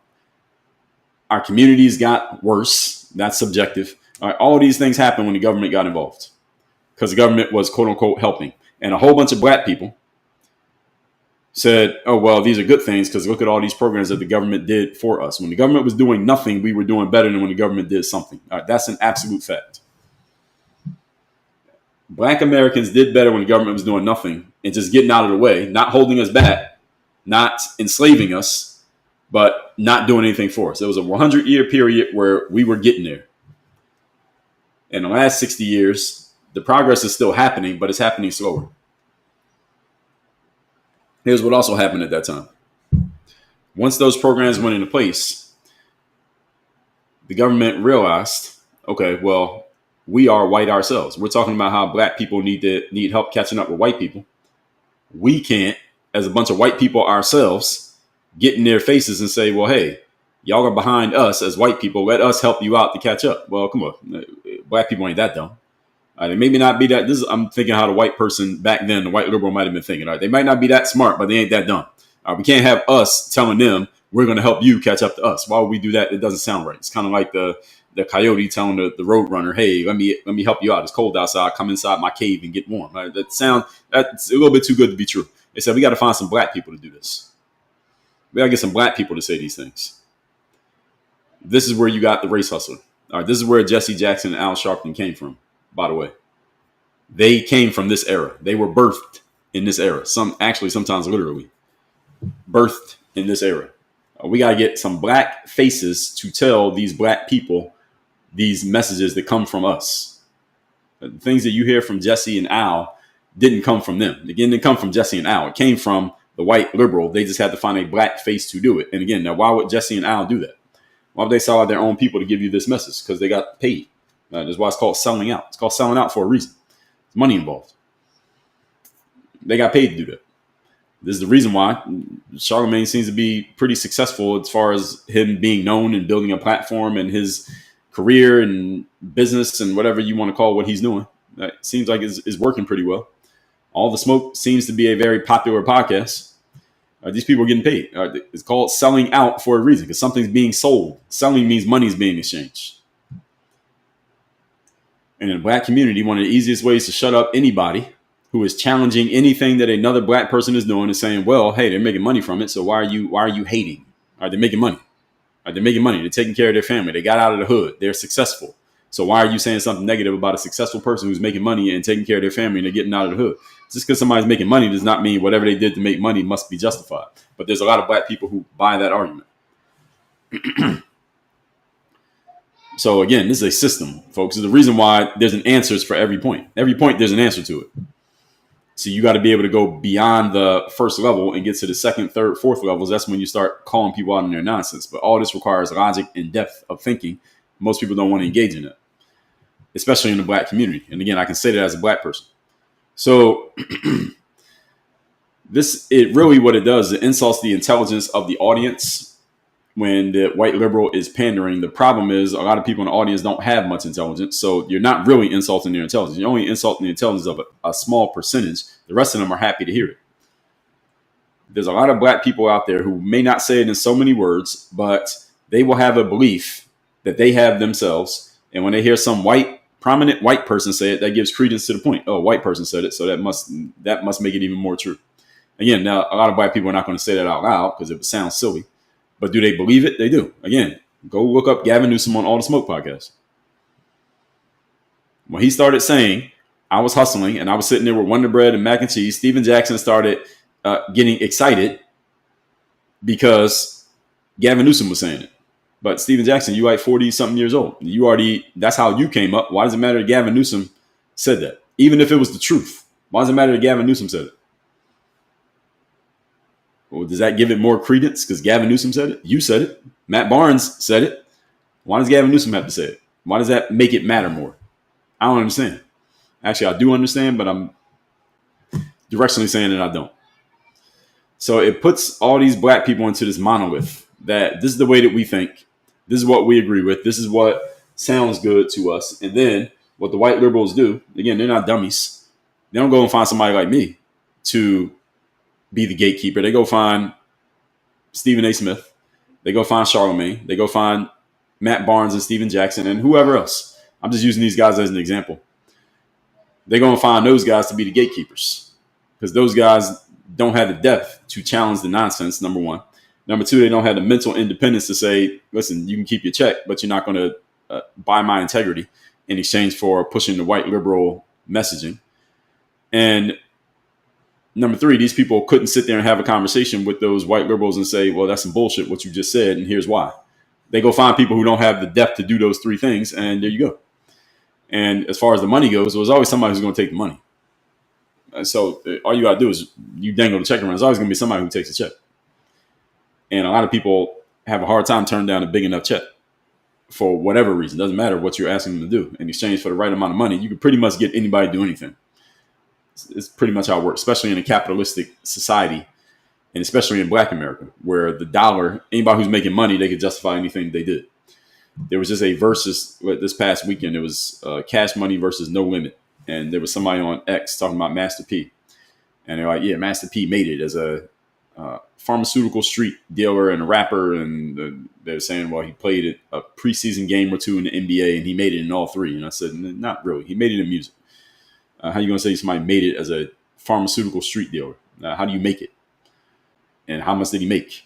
We don't know. But they're like, well, he got out the hood and he didn't die. I said, oh, that's an accomplishment. So you sold pharmaceuticals to your own people, made money doing it, and then you stopped doing it and you didn't die and you didn't go to jail. So now we celebrate you as a success story. Again, there's no other culture in America that does that. Hey, white people, y'all do that? If somebody be in the streets selling poison to white people in your community, they stop doing it, then they become successful doing something else. Do y'all celebrate that person as a success story? White Americans, I asked you this question.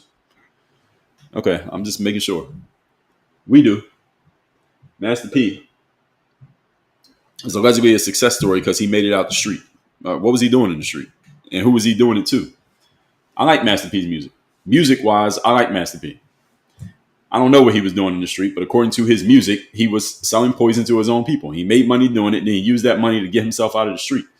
And some say, well, he had to do that. Really? Okay. And now he's a success story because he did it. So the white liberals look at this, and I understand. The white liberal, I don't think that they are. I'm trying to think before I say this. I don't know if I would say that they are demonic in doing what they're doing. I think they're just being rational. They're looking at the way we talk about it, and they say, okay, well, this is what they're buying into. I guess we got to play the game. We want their votes. We want their attention. I guess this is what we got to do. Joe Biden is not going to do any interviews during the 2020 presidential campaign, but we'll have him do one. Okay, let's get Cardi B to interview him. All right, that'll work. That'll work. So let's get Cardi B. All right, this is the person they listen to. All right, Cardi B. And other white liberals are like, Cardi B. Why would we get her to interview Joe Biden? Why would we get? And they said, well, look, this is the girl that they listen to. They listen to her. All right, she's popular. Look how many followers she got on Instagram. This is their person. So we want their attention. This is the girl that they want. And they're like, okay, all right. Cardi B it is.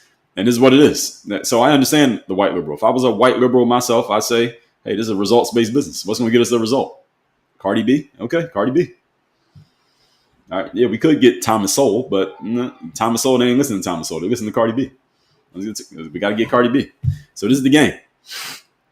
So these black-fronted platforms, as I said, they're part of the incentive loop.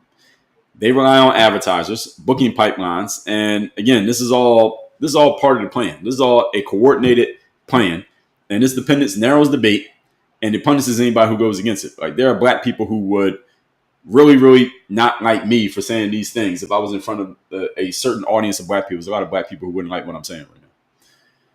They wouldn't have any logical pushback to the things that I'm saying, but they would push back against me and the very idea that I'm saying these people who they look up to are not the people who should be the voices for our communities. The Stephen A. Smiths, the Charlemagne's, the All the Smokes, the Cardi B's, and even the black liberals. Their only argument is, well, what's Donald Trump doing? What's the MAGA party doing? What's the Republicans doing? That's not the point. It's not it's not the Democrats versus the Republicans. It's are you thinking versus are you not thinking? That's really what it comes down to. It's not about Democrat versus Republican. Again, same thing Malcolm X was saying in 1960s. Not that we got to vote for the Republicans. It's just that we should not be loyal to the Democrats just because of what they're saying. Malcolm X said, or at least the white Republican person who maybe is not a fan of black people, at least they're honest about it. At least they come out and say, no, we're not giving any extra boosts to the black people. No, we don't want them living in our communities. No, we don't want them going to school with our kids. At least they're honest. At least they're telling the fucking truth. These are the black liberals who lie to you. I'd rather you tell me something that I don't like and be honest than tell me something that you think I'm going to like and be lying. That's what Malcolm X was saying. Not in so many words. Man, he said in more words than that. But anybody who's going to challenge the liberal progressive point of view, all right, they don't end up on the platform. They get social backlash from black people. So this white liberal performance podcast, the white liberal performance politics, this is what they do because it is clear that the masses of black voters buy into this. This is what the black voter wants. And if the black voters stop responding to it, they would stop doing it. They don't do it and make black people respond to it. They do it because black people respond to it. So it's not on them. Again, today's topic is about the white liberal politician who is pandering, but it's not them who is causing this issue. What's causing this issue is the black people who keep buying into it. If black people weren't responding to it, it wouldn't work.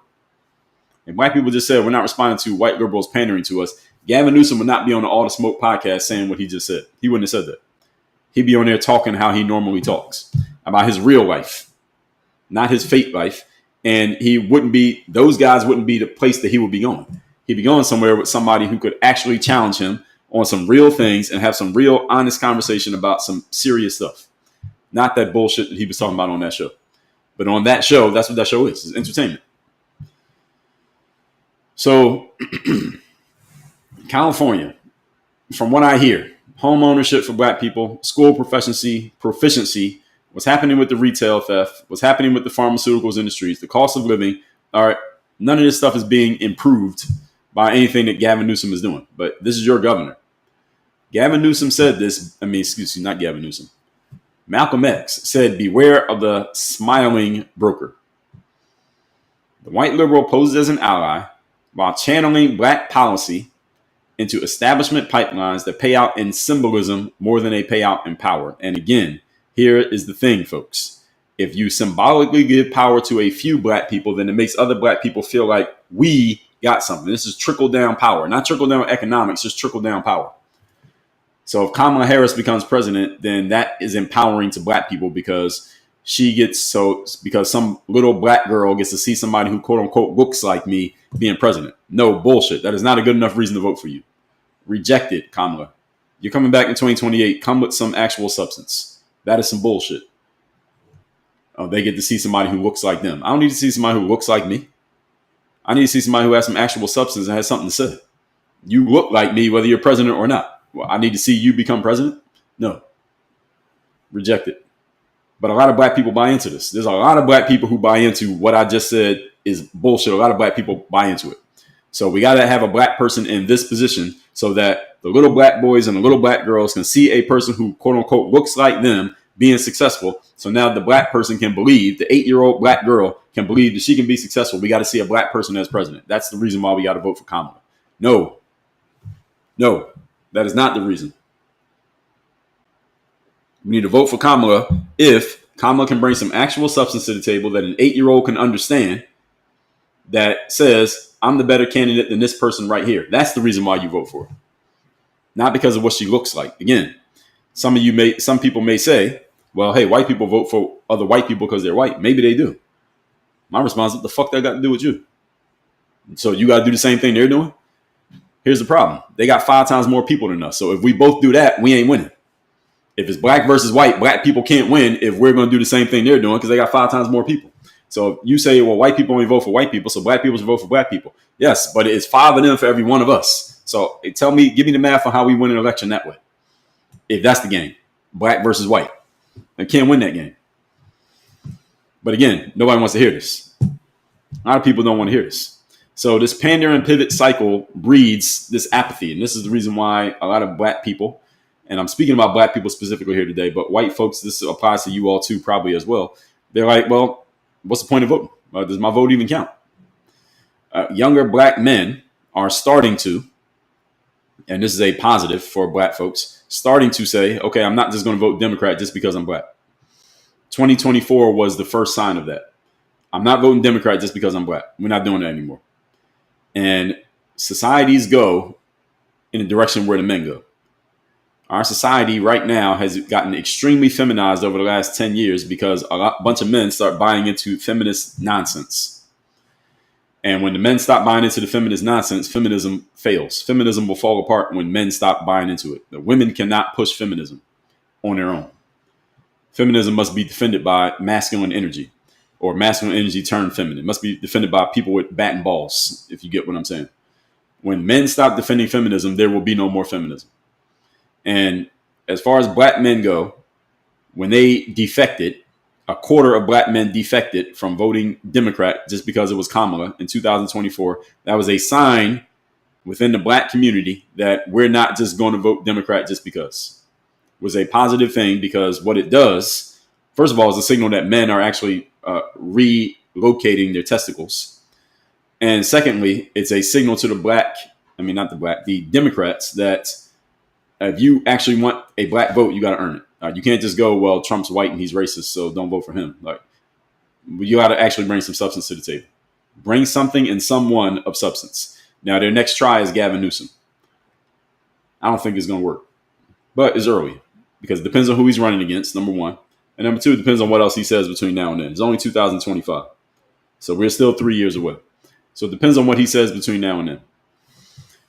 But I see it as a positive sign that Kamala didn't just get black votes blindly. She got black female votes blindly.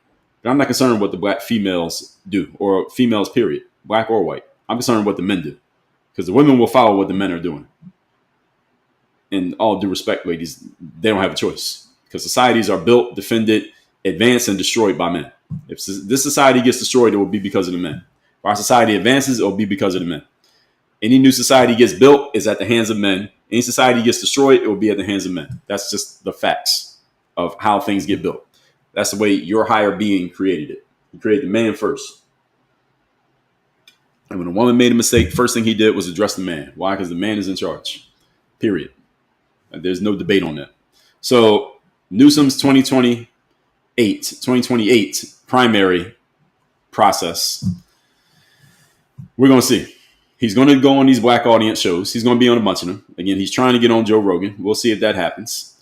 And he's going to be asked who's been in the community, who's been around the black community. Gavin Newsom can throw these clips out and say, look, I got the support of Steven Jackson and Matt Barnes. I got the support of, who knows, Stephen A. Smith. I got the support of Charlemagne. All these things are coming. He's going to be on all these platforms, and he's going to say, look at these people. They support me.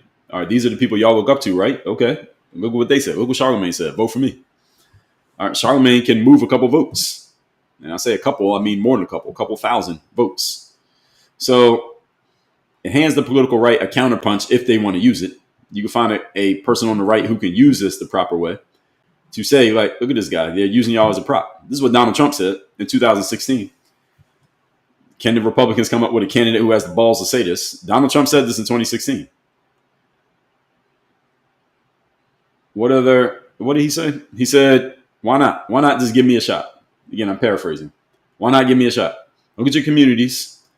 Look at your neighborhoods. Look at your income. Look at the wealth gaps. Y'all got all this by voting Democrat for the last 50 years. How about you try something different? 2016, he got enough black votes to win. He didn't get all of them, but he got enough. That was his argument. Look at what you've gotten by voting Democrat for the last 50 years. The Democrats said, hey, keep voting us because Donald Trump's racist. They tried that in 2020. Again, 2020 will always be a question mark as far as I'm concerned. And 2024, they tried it again with a weak candidate, and they got Trump too. So this is the situation. So this gatekeeping keeps the policy off the table. It keeps substance off the table.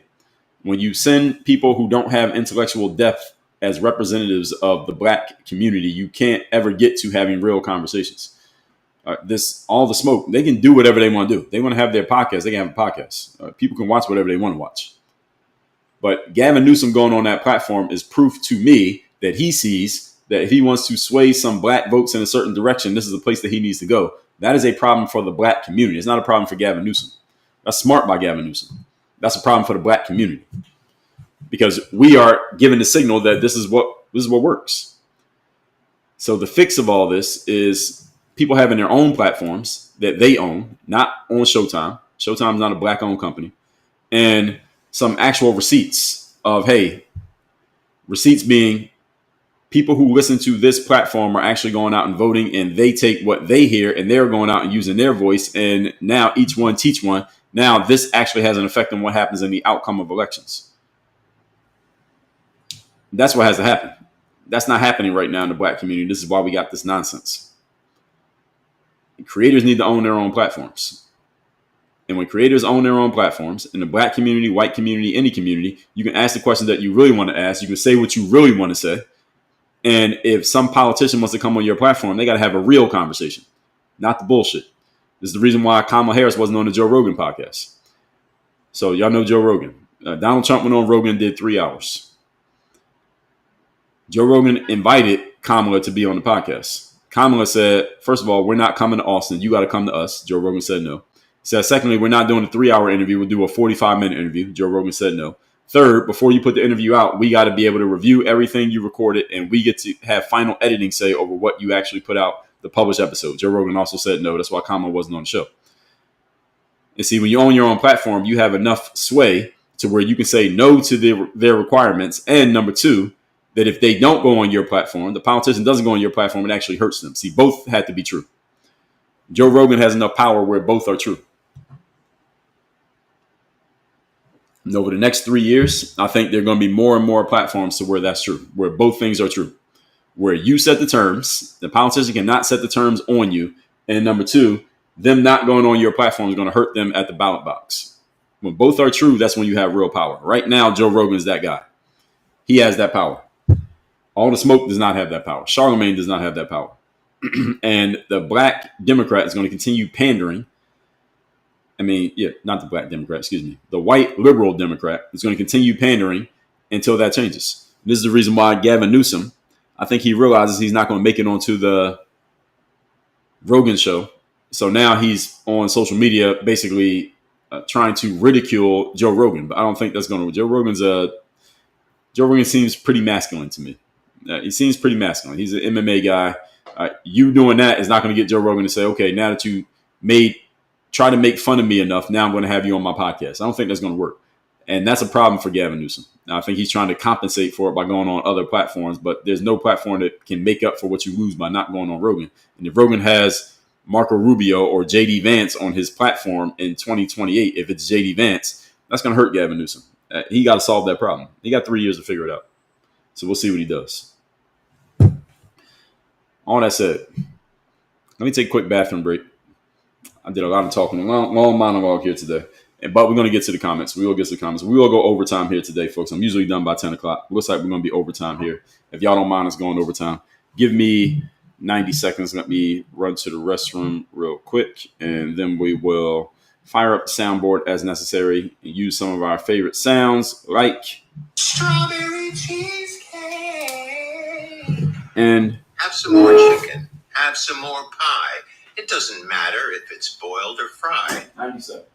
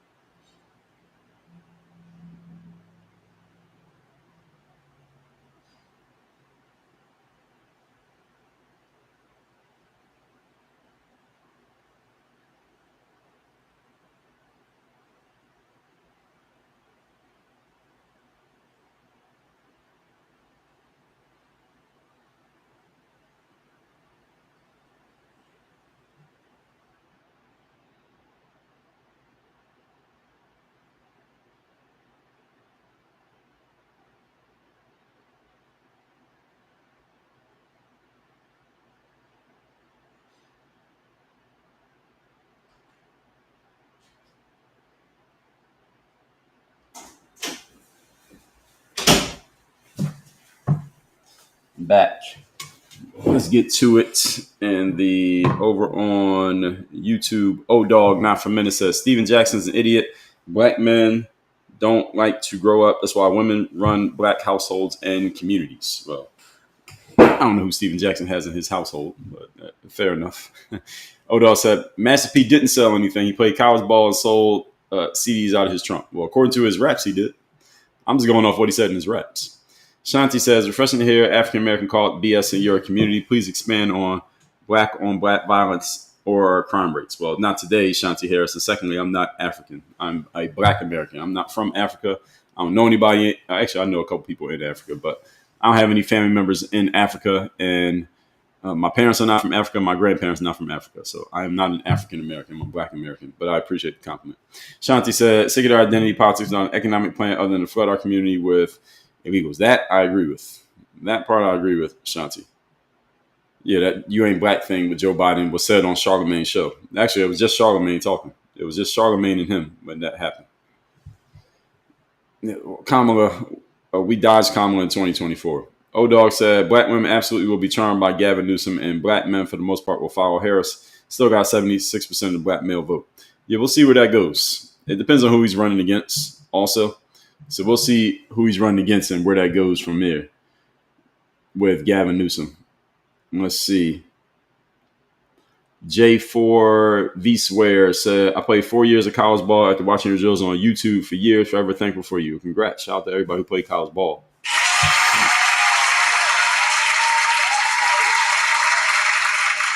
Awesome. Nobody said, haven't reparations been given out in other demographics?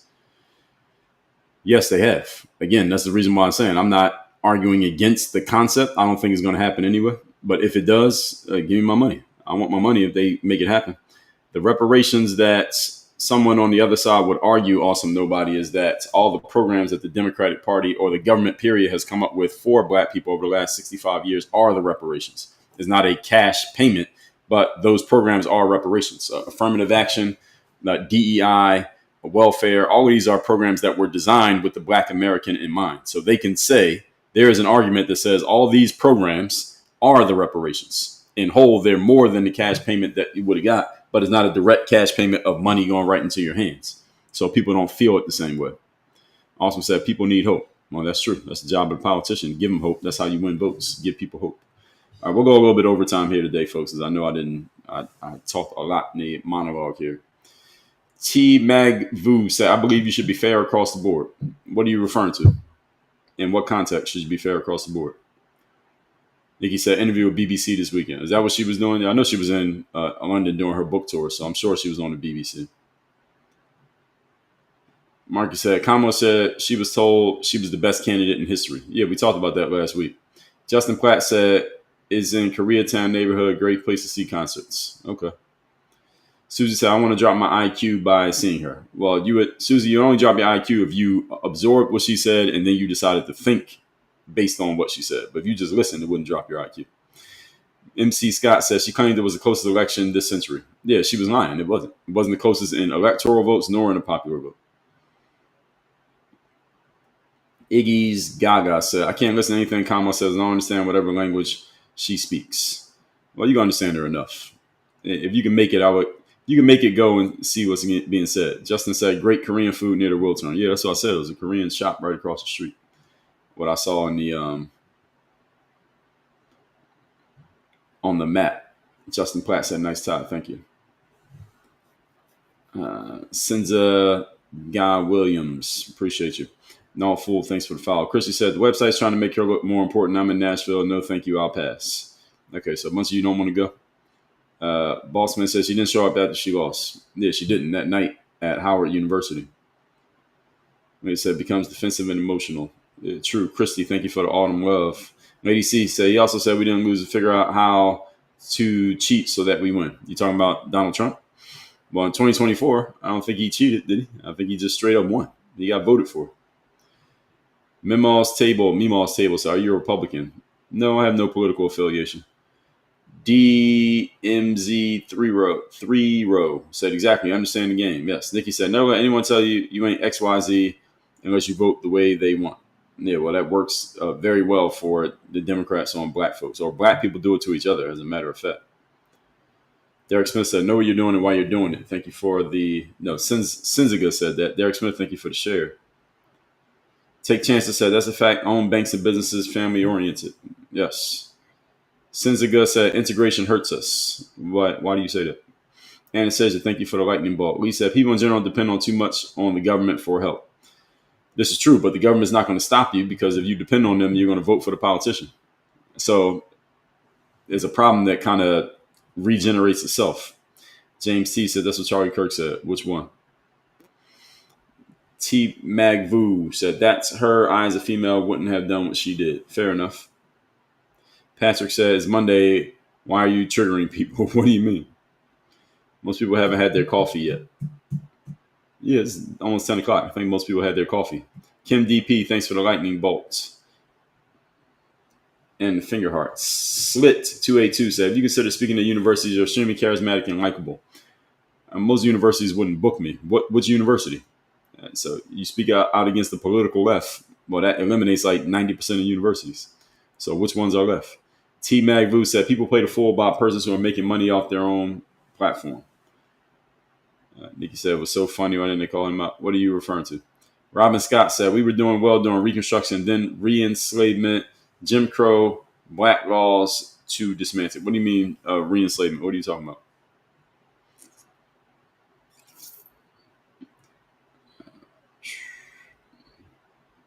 T-Mag said, don't say all the black people, please. So if I say all, I'm making a generalization.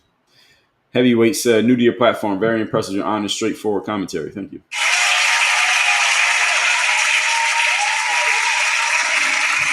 Sky's on fire. Sky's on fire. Thank you for the follow.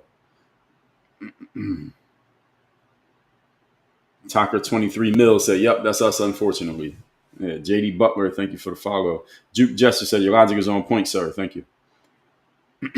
Kristen Fitzgerald said, "They always go for the birds." What does that mean? Leather and Pearls, thank you for the gifts. Heavyweight said, "They just call you Uncle Tom and dismiss you." Well, some people would. TKE 5000 said, "I agree 100%. Thank you." Sensica said, "They don't have to like it, need to be able to listen to it and form their own opinion." Yeah, well, you're asking a lot.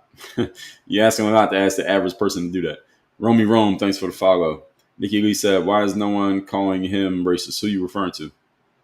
Leah, thank you for telling everybody to keep liking the lives and the gifts. Federal court said, "White liberals walking around with BLM pins and stickers. Is that not enough? What more do you want?" They did more than that. Remember that picture with Nancy Pelosi and them kneeling and taking the knee? I don't know where they were when they did that. Remember that photo with Nancy Pelosi and them with the African garb on, and they took the photo? I think that was a George Floyd thing. Heavyweight, thanks for the follow. Crystalline said that's the downfall of identity politics. Well, it still exists, but we'll see. Tara said, "I don't think whites do that." Do what? Melissa said, "That's sure you need to explain two-term Obama." What are you responding to? T-Mag says, "Some people vote for popularity, and I hate that." Well, T-Mag, I think everybody votes for popularity. Popularity is subjective. Because somebody can be popular to me because I like them, and then is a different popularity for 5 other people because they like that person. But you vote for who you like the most. It's not like we do a deep dive logically on every single person. Rogers Lee said he is right in one case. Okay. I'll take being right in one case. Nikki said, "Facts don't have feelings. You are speaking truth." Thank you. Sinzaga said, "Women are free because of men." This is true. XTR said, "Joe Rogan would expose Newsom for what he is." Well, I think Newsom is already exposing himself. The problem for Newsom is that he's trying to ridicule his way into being on the show. I don't think that's going to work. Federal court says Charlemagne not moving no votes. His entire comment section was telling him Trump would win. Well, yeah, that's the comment section, but you got to think about who's watching is not leaving a comment. I think Charlemagne does. I think his platform moves votes. Maybe not him personally. T-Mag said, "Women are free because of men." Barb said, "I'm a woman and I'm free." What exactly did I say here? A few of you are responding to this. I'm trying to remember what exact statement that I made that y'all responded to with this one. T-Mag said, "We need better candidates on both sides." Well, we vote for the candidates. Linda said, "Election was manipulated. Ask Musk." What do you mean by manipulated? Manipulated as in people voted? What do you mean manipulated? Busy Lady said, "Absolutely not. We are not voting Newsom into California, the United States." What does that mean, Busy Lady? What do you mean by that? Carlo, thank you for the lightning bolts. Precision Installation said, "Democrats are trying to use the black community to replace the black community." That's actually a good point. You put it. That's the right way to put it.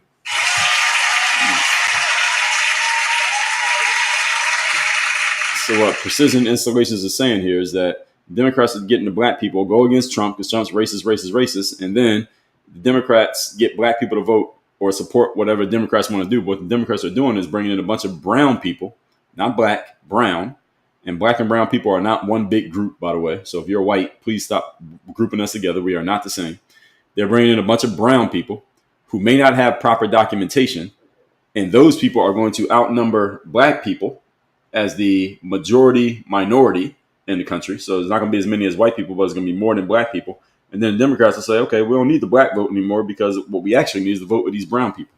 And black people are supporting the policies of the Democrats, and that's exactly what they're doing. So this is a very good point that you made. Rick said, "Do you have a book of yours you recommend this morning?" I would recommend The Mirror of Motivation, the Self-Guidance, Self-Discipline. This book is all about how you can be the person you need to be so you can do what you need to do and have what you want to have. The book's free. Just cover the shipping. Mirrorofmotivation.com, or just text the word mirror to the number in my profile, 305-384-6894. Karina said, "Democrats should have never went far left, but they're following their communist agenda." Well, that's what it looks like. Sinzaga said, "Wars are decided by men." This is true. Linda said, "Who has the power in the black community with regards to what? Power to do what?" Robin said, sad state of affairs, current men, total dismantling. Dismantling of what? Free Speech said, J.D. Vance is a joke. I don't know about that. He is the vice president. Sylvia B said, you were on fire today. Thank you. Crystalline said, don't rush, take your time. No, I'm not rushing. Sinzaga said, history makes it true, not someone saying it. Well, a lot of history is what somebody said. So how do you figure it out? Ruby Doobie 2, thank you for the share. Rick said, it takes me 90 seconds to get started the older I get. That's funny. I like your funny words, Magic Man. Night Owl said, everything you're saying, sir, is truth to power. A lot of black folks today are willful ignorant. That I agree with. Sylvia said, I'm downloading this episode to share with others. Great. It'll be on my YouTube channel. I'm live on YouTube right now, so you can find it on YouTube if you just want to send somebody the link. Since like I said, rappers be lying. That's a fact. I know. But according to Master P's music, he was in the streets dealing. That's what he said. So I'm just going off what he said. And people are responding to that. Like, oh, he made it because he was in the streets and XYZ. Sylvia said, I'm a black American. That's correct. Kuya, being your shout out. Thank you for the gifts, the live, the what's up, the lightning bolt. Precision said, what do you think the effect would be on the black community if they switched to voting majority Republican? What would be the effect on the black community? I don't think there would be much effect just by the virtue of voting. I think any effect that would happen on the community is going to be by virtue of what people actually do, like when you actually had to do something. Voting is not really doing something. I mean, it is doing something, but it's not. In the long run, voting is not going to change your situation. In the long run, you have to actually do stuff on a daily basis, like going to your job, building up a business, raising your kids, that kind of stuff. So voting Republican is not going to change that. But it would wake the Democrat Party up. That's what the most effect would be on the Democrat Party and realize, okay, we can come up with a different message. Sherry, thank you for the follow. Sinzaga said, free education is what is needed. Well, I believe that starts with parents in the home. Vincent said, is Malcolm X worth a read? Yes, it is more than worth a read. Everyone should read the autobiography of Malcolm X so you can understand, because Malcolm X had a lot of influence in the black community. And he flipped his positioning. He was very anti-white. He wasn't pro-black. He was anti-white for a long time. Then he got a different perspective after his pilgrimage to Mecca, and he changed his tune. And when he changed his tune about white folks, he shortly thereafter got his life taken, allegedly by his own people. But there's a whole argument about who actually did it. And Malcolm X was very much about with black people in the process of being anti-white. He was pro-black at the same time. I shouldn't say he wasn't pro-black. He was anti-white, and at the same time, he was telling black people, stop looking to these white folks to do something for you. Aren't these the very people who enslaved us and Jim Crow and segregated? Aren't these the same people? Now you think they're going to save you? That's ridiculous. We need to focus on our own communities, do our own stuff, raise our own kids, build our own businesses, and take care of ourselves within our own community. And that was I still agree with that message to this very day. It doesn't mean you can't deal with white folks. I mean, we're all integrated now. But the concept, the spirit of what he was saying was that when black people have a problem, do not look to white people, government or otherwise, to solve our problem. We need to solve our own problems in our own communities the same way they solve their own problems in their communities. Or they have politicians, but they're white politicians helping white people. All right, we ain't got a bunch of black politicians, so we shouldn't be looking at them to help us because that ain't what they're going to do. And he was 100% correct. Still to this day, the spirit of Malcolm X's idea is accurate. Even though, again, we're all pretty much so much integrated now that we're not going to separate. Malcolm X's argument was black people should separate from white people. It's just be black community, no white people in, and let the white people have all the stuff where no black people come in. We just be completely separate. That was his argument at first. That's not going to happen. Not these days. That's probably not going to occur. But the spirit of what he was saying still is accurate. So yes, Vince's Toy Gallery, the book, the autobiography of Malcolm X, written by Alex Haley, is very much worth a read by everybody, even if you're white. Linda 450 said the election was stolen. Which one? Which election are you talking about? And stolen from who and by who? And from who for who? Linda said, look at the destruction he's called, and you still think he's a great president. Give me a break. Well, here's a straw man. Strawberry cheesecake. Linda, first of all, the conversation today is not even about Donald Trump. So this is your Trump derangement syndrome showing. Have some more chicken. Have some more pie. It doesn't matter if it's boiled or fried. And you just came in here talking about destruction. What destruction has he caused? What destruction has Donald Trump caused? We're all still here. We're on the internet talking about these things at 10 o'clock in the morning on a Monday. If he was really destroying things, would you really be here leaving comments? Really? Emotional, damn it! Robin said, research re-enslavement. I'm not going to research it. Just tell me what you mean by it. Do you mean after slavery was over, some people got captured and then they got put back into slavery, like quietly and unofficially? If that's what you're saying, just say that. Crystalline said the bird comment was related to them picking Cardi B. Oh, yeah, Cardi B. Yeah, she took the chat. Then your shower out. Thank you for the rose, the corn, the chili, your awesome autumn love, and the cake slice. Thank you.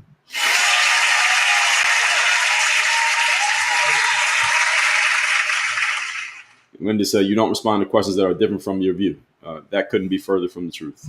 You're not that guy, pal. Trust me. You're not that guy. Okay. James said, Charlie Kirk said black people were better off before the civil rights movement. He was called a racist. Oh, yes. So a white person says that, they're always going to get that because you have to put the comment into context. So if somebody just says that without the context, then it sounds, especially to some black people and white people, it sounds ridiculous because people are like, what? Before the civil rights movement, we had segregation, we had Jim Crow, we had slavery. So how were black people better off? If you don't put the comment into context, then people can easily respond with that. And now you sound crazy.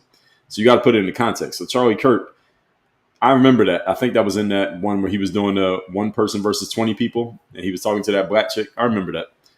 You got to put it in the proper context. So I don't think he put it in the context the right way. You have to frame the comment the right way. So the way I framed it, people can understand it. But at the same time, I'm black. So people will give me enough space to say it. If a white person says it, they don't get the same grace. And Charlie Kirk is white. So he doesn't get the same grace to make that comment.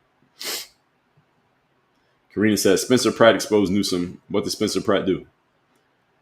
Crystalline said, they were referring to you saying upgrading, downfall of society are always because of men. Well, they are. And freedom that women get are because of men. They're referring to that. Oh, any freedom women get are because of men. They're referring to that. Well, technically that is true. Women, that's true. Women got the freedom to do what women do because men said we're going to grant women the freedom to do what they do.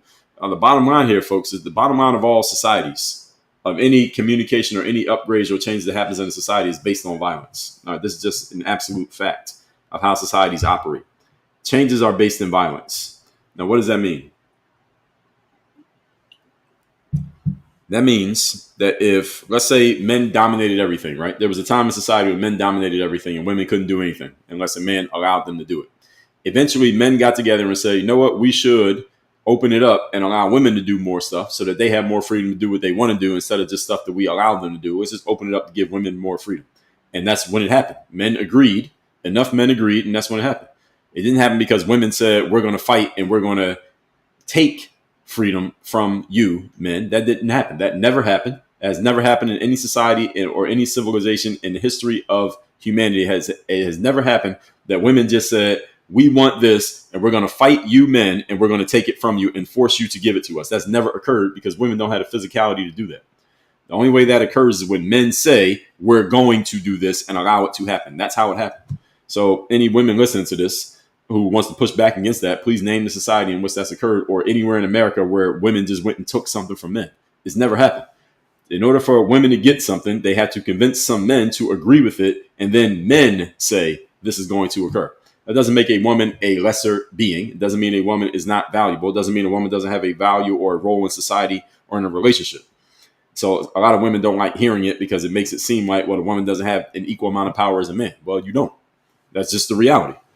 And that's just the way societies work. And feminism is all about, well, one of the things feminism is about is women just not wanting to accept that reality, this biological reality that if all the women got together and all the men got together and there was just a battle royale, there would be no more women. And eventually there'd be no more humans because there'd be no birth. So everyone has value, but let's not make it seem like this is an equal deal. It's not an equal deal. Everyone has their role to play. And when it comes to building societies, defending societies, advancing societies, or destroying societies, those are always, that role is played by men. If a foreign country invaded America today, a bunch of men would pick up their guns and go fight, and women would stay home and hope that their men come back. That's how it works. And if we were to invade another country, it'd be mostly men going over there to do the invading. Linda said, I lost my spot.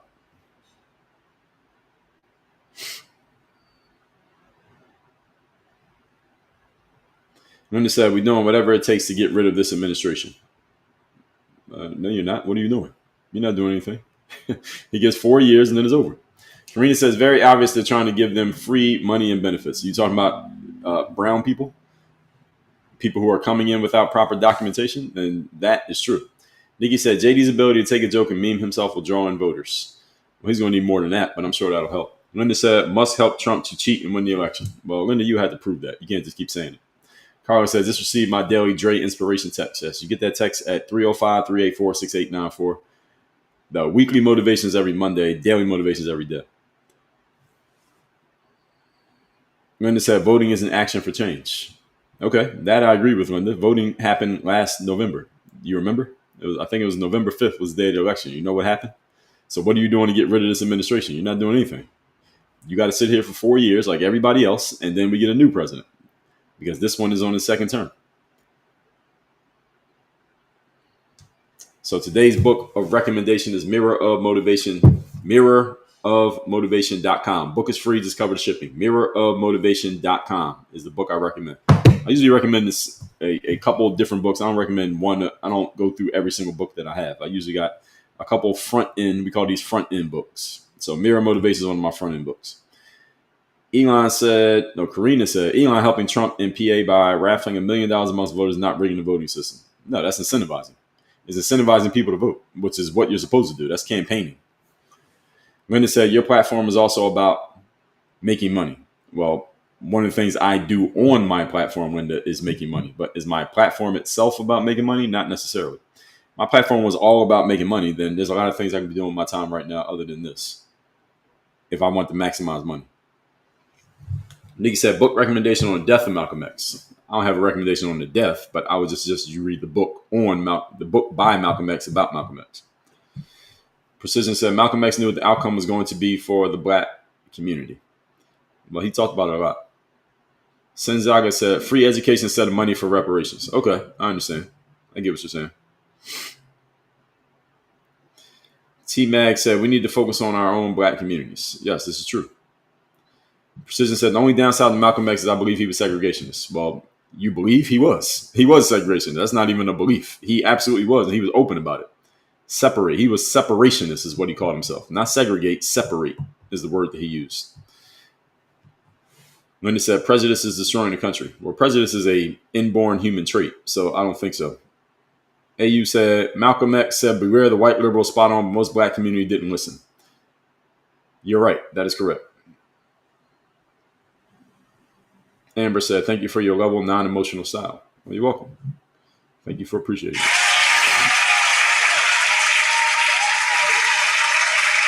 Sophie the cat said, I wish we could love each other no matter what shade we are. Yeah, you sound like Rodney King. Can't we all just get along? And Sophie the cat, the answer is no, we cannot all just get along. And that's okay. It's okay that we can't all get along. Conflict is necessary. Conflict keeps people sharp. William Powell, thank you for the love you so much. Christian said, love your lives because you speak the truth. Thank you. Jeffrey D said, how do you make any money from your books? You've always given them away for free. Well, again, I just told you they're front end. We call them front end books. So my main business is not selling books, but I got a lot of books. So for example, I'll tell you, we send this to you to a funnel. So this book is free. You just cover the shipping. And when you get this, we're going to offer you more books. I have a 4-book bundle called Bulletproof Bundle. Now, if you want the Bulletproof Bundle, we add 3 more books with this book because who reads just one book? So basically, we use this as in the sales world, they call it a loss leader. So I will take a loss on this book in order to get you into my world. You read this book, you like it. You're like, damn, Dre's books are good. Now I'm going to go get some more books. And then you go get some more books and you actually pay for those. So we use this as a loss leader to bring you in as an enticement. And then we will give you books that you'll actually pay for on the back end. So long story short, that's how it works. You go into a grocery store, for example, and you see the potato chips are on sale. So the potato chips usually cost $5 a bag. They're on sale for 2 for $5. Buy one, get one free. So they're actually losing money if you take the offer. Buy one, get one free. They lose money on that, but They will make money because if you put 2 bags of potato chips in your shopping cart, you're probably going to buy some other stuff too. So the money they lost on the potato chips, they make up for by selling you everything else in the grocery store. So it's just an enticement, is all it is. People do this in business all the time. They give you something that is less than its normal price in order to get you in. And if you like the experience, you'll come back and pay the normal price. Same way that a business might give you the first, you go to a hair salon, they give you the first haircut for free. And if they do a good job, you'll come back and you'll pay full price for the next haircut. So Jeffrey D, good question, but very simple business practice that has been around for centuries. Blue Phi Sigma said, I've been following you for a while. Keep up the great, not good, but great work. Thank you, Blue Phi.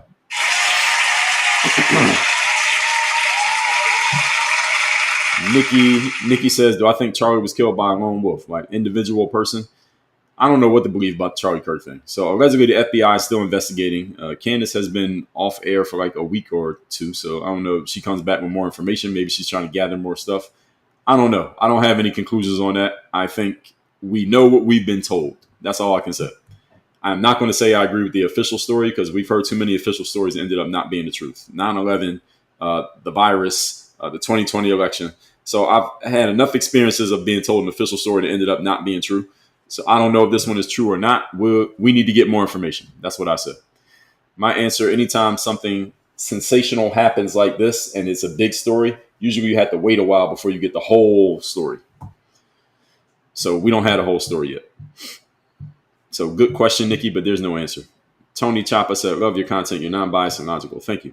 Amber, thank you for the Go Popular. Outlaw said, 7 Outlaw said, I'm white, so tell me if I'm wrong. I lost my spot. Seems like a lot of black politicians work against their demo. Well, it depends, Outlaw. What do you mean by working against the demo? Because not all black people think the same. So if a black politician comes out and does ABC, there are some black people who like it, and there are some black people who don't like it. So it depends on who that person is and what they're doing. Karina said, look up Spencer Pratt on TikTok. He has a lot of momentum, probably just not on your algorithm. Is this the same Spencer Pratt that used to be on that MTV show, that reality show? That's the only Spencer Pratt I ever heard of. But Karina, I'm probably not going to look him up. But you can tell me what happened. I don't consume a lot of entertainment content. I'll only look at these things that I use for my own purposes. Crystalline said, can't say women's effort didn't contribute to men's mindsets being changed about their freedom. Fair enough. I didn't say it didn't. But I said the doors got open because men decided to open the doors. Precision said, we can still reproduce if we want it. Who's we? Are you a man or a woman? If you're a man, I don't know what you're talking about. If you're a woman, I don't know what you're talking about. Women can't reproduce without men, and men can't reproduce without women. Men and women need each other for the ongoing repopulation of society. So again, I'm not saying that women aren't valuable. Of course, I'm not saying men aren't valuable. They're both needed, but everyone has different strengths. Both being needed does not mean 50-50. A lot of people think balance means everybody gets the same amount. Balance just means it needs to add up to 100. So if you're on a basketball team with Michael Jordan, you and Michael together add up to 100. That doesn't mean you're 50%, he's 50%. He's probably like 90%. You might be 10. All right, that's just how it is. Some people just can't accept that reality, but this is what it is. T-Mag said, thanks for breaking down women being free because of men. You're welcome. Jeffrey said, I love your lives. Listen to you every morning on my way to work. Got to go now. Thank you, Jeffrey D. So Zagana said, I'm speaking factual and historical. I also believe women need to be protected. I agree. Women need to be protected. Women should be protected by men. So when you see a man cosplaying as a woman and playing a woman's sports or going into a woman's bathroom, I think that's ridiculous that there are men around who are allowing that shit to happen. That's ridiculous. That's a condemnation of men. So when that man was on the University of Pennsylvania swim team with the girls, and the girls were all uncomfortable, but none of the girls could say anything because dude's like 6'5" and big. What they going to do? Fight him? But there were men who worked in the athletic department at University of Pennsylvania. This is an Ivy League college. These are supposed to be the smartest people in the country. And there were men in there who are allowing that shit to happen. That, to me, that was a condemnation of men. So anytime you see some man walking around claiming that he's a woman and there are men letting that shit go on, that is a red, not even a red flag. This is a condemnation of men, period. So on some levels, I've done podcast episodes on this very concept that feminism, even though I'm not a fan of feminism, I understand its existence because feminism came to exist because men weren't doing their jobs. When men do their jobs the way that men are supposed to do their jobs, there is no room for feminism to even breathe. So it would never have existed in the first place. It would have suffocated to death as soon as somebody came up with the idea. The reason that feminism even got air to breathe into its lungs and it has a beating heart pumping blood through its veins is because men are not doing their jobs. So again, this is in no way am I knocking the very existence of women at all, of course. And I'm a heterosexual man, so I would not knock the existence of women. That would not be a good life for men. And at the same time, men need to do their jobs. So when men do their jobs, there will be no feminism. And men doing their job sometimes means a man looking a woman in her face and telling her to STFU. And if a man can't do that, you're not a man. That's just my opinion.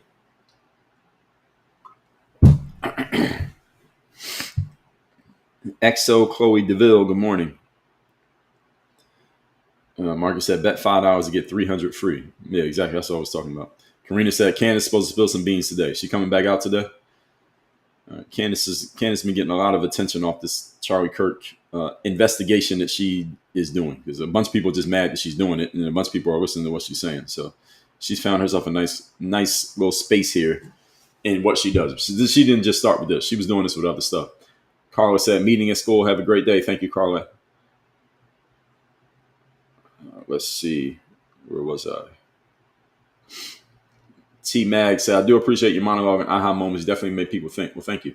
By the way, my Power Presence Protocol, my program, it's all about helping you command the room and have unshakable authority without even opening your mouth to speak. Those of you who are in sales, those of you who are professionals, those of you who want to have get more respect from the men you deal with. You want to better attract the women that you're interested in.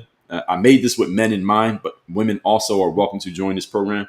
The challenge is starting in 2 weeks on November the 10th. You want to be part of that challenge? Go to powerpresenceprotocol.com or just click the link in my profile, powerpresenceprotocol.com. Brooke Martella said, you are in my new morning routine. You know your subject and no one can deny that. Well, thank you, Brooke. So I appreciate a bunch of you have told me that this is part of your morning routine. So I appreciate that. I take that responsibility seriously to show up here and give you all some value for your time. And anytime I'm not going to be here, I'll let you know. Next week, I know I'm going to be traveling for half the week, but this week we're good. So I'll be here this week. Van said, are you former military? I am not former military, Van. My background is in sports. I played basketball professionally for 9 years internationally. And from there, I started talking about mindset for athletes. And then from there, I started applying that mindset stuff to business professionals and entrepreneurs because I was becoming an entrepreneur myself. And then from there, the more I learned about business and I realized my superpower is really my ability to break down and explain things.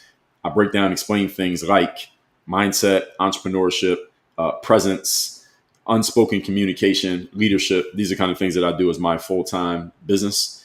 And then when it comes to these live streams, I like talking about current events because everybody's talking about them. And I am a user of social media. So when I see them and I have opinions, I'm like, I can't do this in a tweet or a status update. Why not just get on video and talk? Because my most effective form of communication is speaking where you can see me. So ideally, it'd be speaking to where y'all could actually physically be in the same room. I could shake your hand. But the next best thing is to do these live streams. So this is my most effective form of communications when I can speak and you can see me and you can hear me. Writing, I write too, as you can see. I write a bunch of books. These books you see behind me, at least the ones y'all can see, these are my books. So I like writing, but my message is even more effective when you can hear it and you can see me say it than if I just write it down. So listen, buy my books, but at the same time, you even better listen to me. And if you can listen to me in person, maybe I should do a tour like Megyn Kelly. Tina says, house burnt down. Whose house? Whose house are you talking about? Jeffrey said, good explanation on the book. Smart. Ironically, I own a grocery store. You're 100% correct. All right. So Jeffrey, you know exactly what I'm talking about. Yeah. Y'all do that at the grocery store, right? You put something on sale, you take a loss on that, but then they buy all the other stuff. Actually, as a matter of fact, I'll give you another example for what Jeffrey asked me, because this is a good business thing to just get people into your world. You give them something that they don't pay for. And by the way, I'm doing it right now. Like, I'm not charging y'all for this live stream. But many of you never heard of me before I started doing these live streams. So you listen and you're like, all right, I like this guy, Drake Baldwin. And eventually I may offer something that is for sale and you'll come in. Why? Because you already know who I am. So in business, you try to build that know, like, and trust factor, especially for people in my lane that we call influencers. I don't like to call myself that, but let's just say that is that influencers do their business based on know, like, and trust. So people need to know who you are, need to like your message, and they got to trust you. And how do you build up trust? You build up trust in a relationship by time engagement, by time investment. So when I do these lives every day, many of you are getting to hear me, you're getting to feel me, you get a feel for my personality, you get a feel for my style. So if I tell you, I got this program called the Power Presence Challenge. It's all about mastering your unspoken communication. The 85% of communication is nonverbal, so that you can get people to feel you, notice you, and remember you, even if you never even speak to them. Then yes, that sounds good, but if you didn't know who I was, you say that sounds good, but probably not. But now that you know who I am, now you're going to think about it a little bit harder, and you might just join. So that's all part of it, is that you put something out there at first that you're asking for a very small commitment from people, i.e. give me a minute of your time so I can say what I got to say. And then later on, you ask for a larger commitment. It's the same thing everybody does. Any of you who's married, first you just shook the person's hand. Let's talk for 5 minutes. Okay, let's go for coffee. Okay, let's go on a date. Let's go on another date. Okay, now let's get married. Let's move in. Let's have kids. All right, so you start with a small commitment, you can make a bigger commitment. That's how all relationships get built. All business gets done. So I meant to tell y'all an example. So I took my child. You haven't seen him here today, but I took him. He's 3 years old. So it was this event happening at some place. I didn't know exactly what the place was, but they said it's like a scavenger hunt, because I know Halloween is this Friday. So some scavenger hunt event happening at some store at some shopping center. So I take him there, and there's a bunch of kids in there, and they got a bubble machine outside and the scavenger hunt. They got candy and stuff like that. And it's inside of this shop. I didn't even know what the shop was. It was like a Bath and Body Works type place. It wasn't Bath and Body Works. It was that kind of place. It sells like bubble bath and bath dust and whatever they call it. The stuff that women buy. I don't buy this shit, but this kind of stuff. And you go through the little scavenger hunt, and it's very simple. You get a skull and the bones, and you find a little stuff, and you mark it off on the paper. Then you get a little prize. The prize is a little goodie bag, and they had this person dressed up as Scooby-Doo to take pictures. But the real hustle, the real thing they were doing, is it was inside of their store, and the store is open. So inside of the store, they're selling all their stuff, their Bath and Body Works stuff. The real hustle was get parents to come in there with their kids, do the little scavenger hunt, and in the process of the scavenger hunt, and they had a table set up with all this stuff you could try, then you would buy the stuff. So the whole point is we're going to do this scavenger hunt and give away some candy to the kids. But in exchange for that, we got all these parents coming into the business. And when the parents come into the business and they see this table of stuff that you can build, they're going to build stuff, and they're going to make their little bag of bath dust or whatever they call this stuff, bath foams, and then they're going to buy stuff. So they spent money on the candy and the Scooby-Doo and the bubble machine and the little gifts for the kids, but they made more money on the sales on the back end than what they spent throwing the event in the first place. That's the hustle. That's the business. So that's what they did. Precision said, I was saying man is strong enough to exert control over women without harming them. This is correct, because women are not stupid. You realize I'm not going to get in a fist fight with this man because I'm not going to win. That was exactly what I was saying. Which is why, again, that doesn't mean man should abuse that power. Man should respect that power and honor that power. And that's the reason why if a man walks into a room and he says, I'm a woman, I'm going to go use the women's restroom, a man should step up and say, no, the fuck you're not, and stop that man from doing it. What's happening today is that a bunch of men are okaying this, and that is ridiculous. And I put that on men. That is not on women. That's on men. So Precision, you're 100% correct.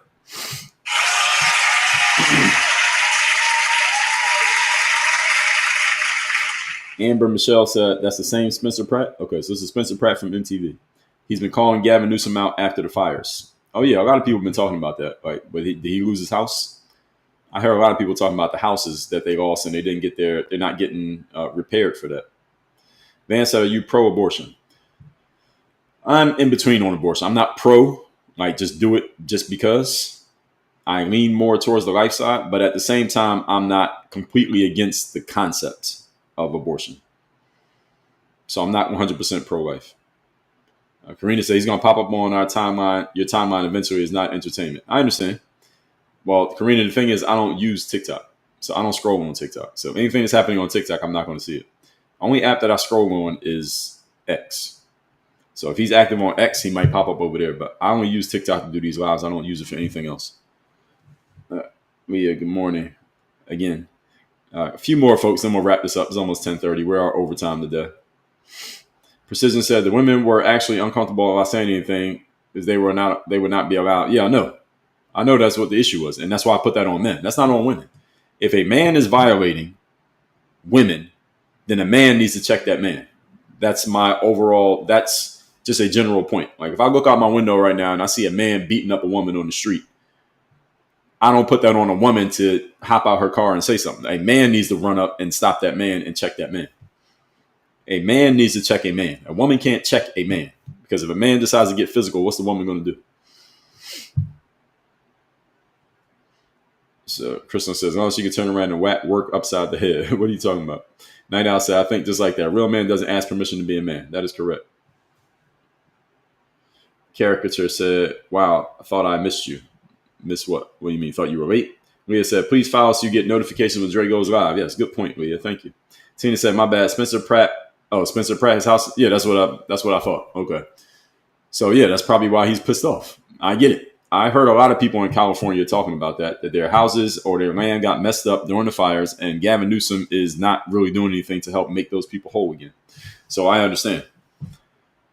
William Powell said, you're very articulate, that's for sure. Well, thank you, William. Precision said, what state are you in? I'm in the state of Florida. I'm in South Florida.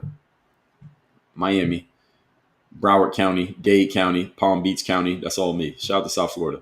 I'm from Philadelphia, but I live in South Florida. I've been here for almost 20 years. T-Mag said, you should do a tour. I invite you to Tallahassee. Shout out to Tallahassee. Have I ever been to Tallahassee? I don't think I've ever been to Tallahassee. I've been to Jacksonville, but I haven't been over to that left side there, the panhandle part of Florida. I have not been there. I don't think. I'm trying to think if I have. I don't think I have. Kristen said, you do realize Bath and Body Works carries products targeted at men, right? Yes, I understand. And you should understand by my context, I'm not a customer. I don't take baths. I get what you're saying, though. Yeah, but that store is, I mean, you get what I mean, Kristen. That store is targeted to women. Sinzaga said, you're welcome to come to Albuquerque, New Mexico. I have been to Albuquerque. It's too dry out there, but shout out to Albuquerque. It's so dry. I don't like dry air. But I will come to Albuquerque on tour. If I need to get a few more fans before I can do a tour. I don't have enough fans yet to do a tour. Oskin said, yeah, you are solid. I'm older than you, and I learned things from watching you fleetingly. Well, I appreciate it.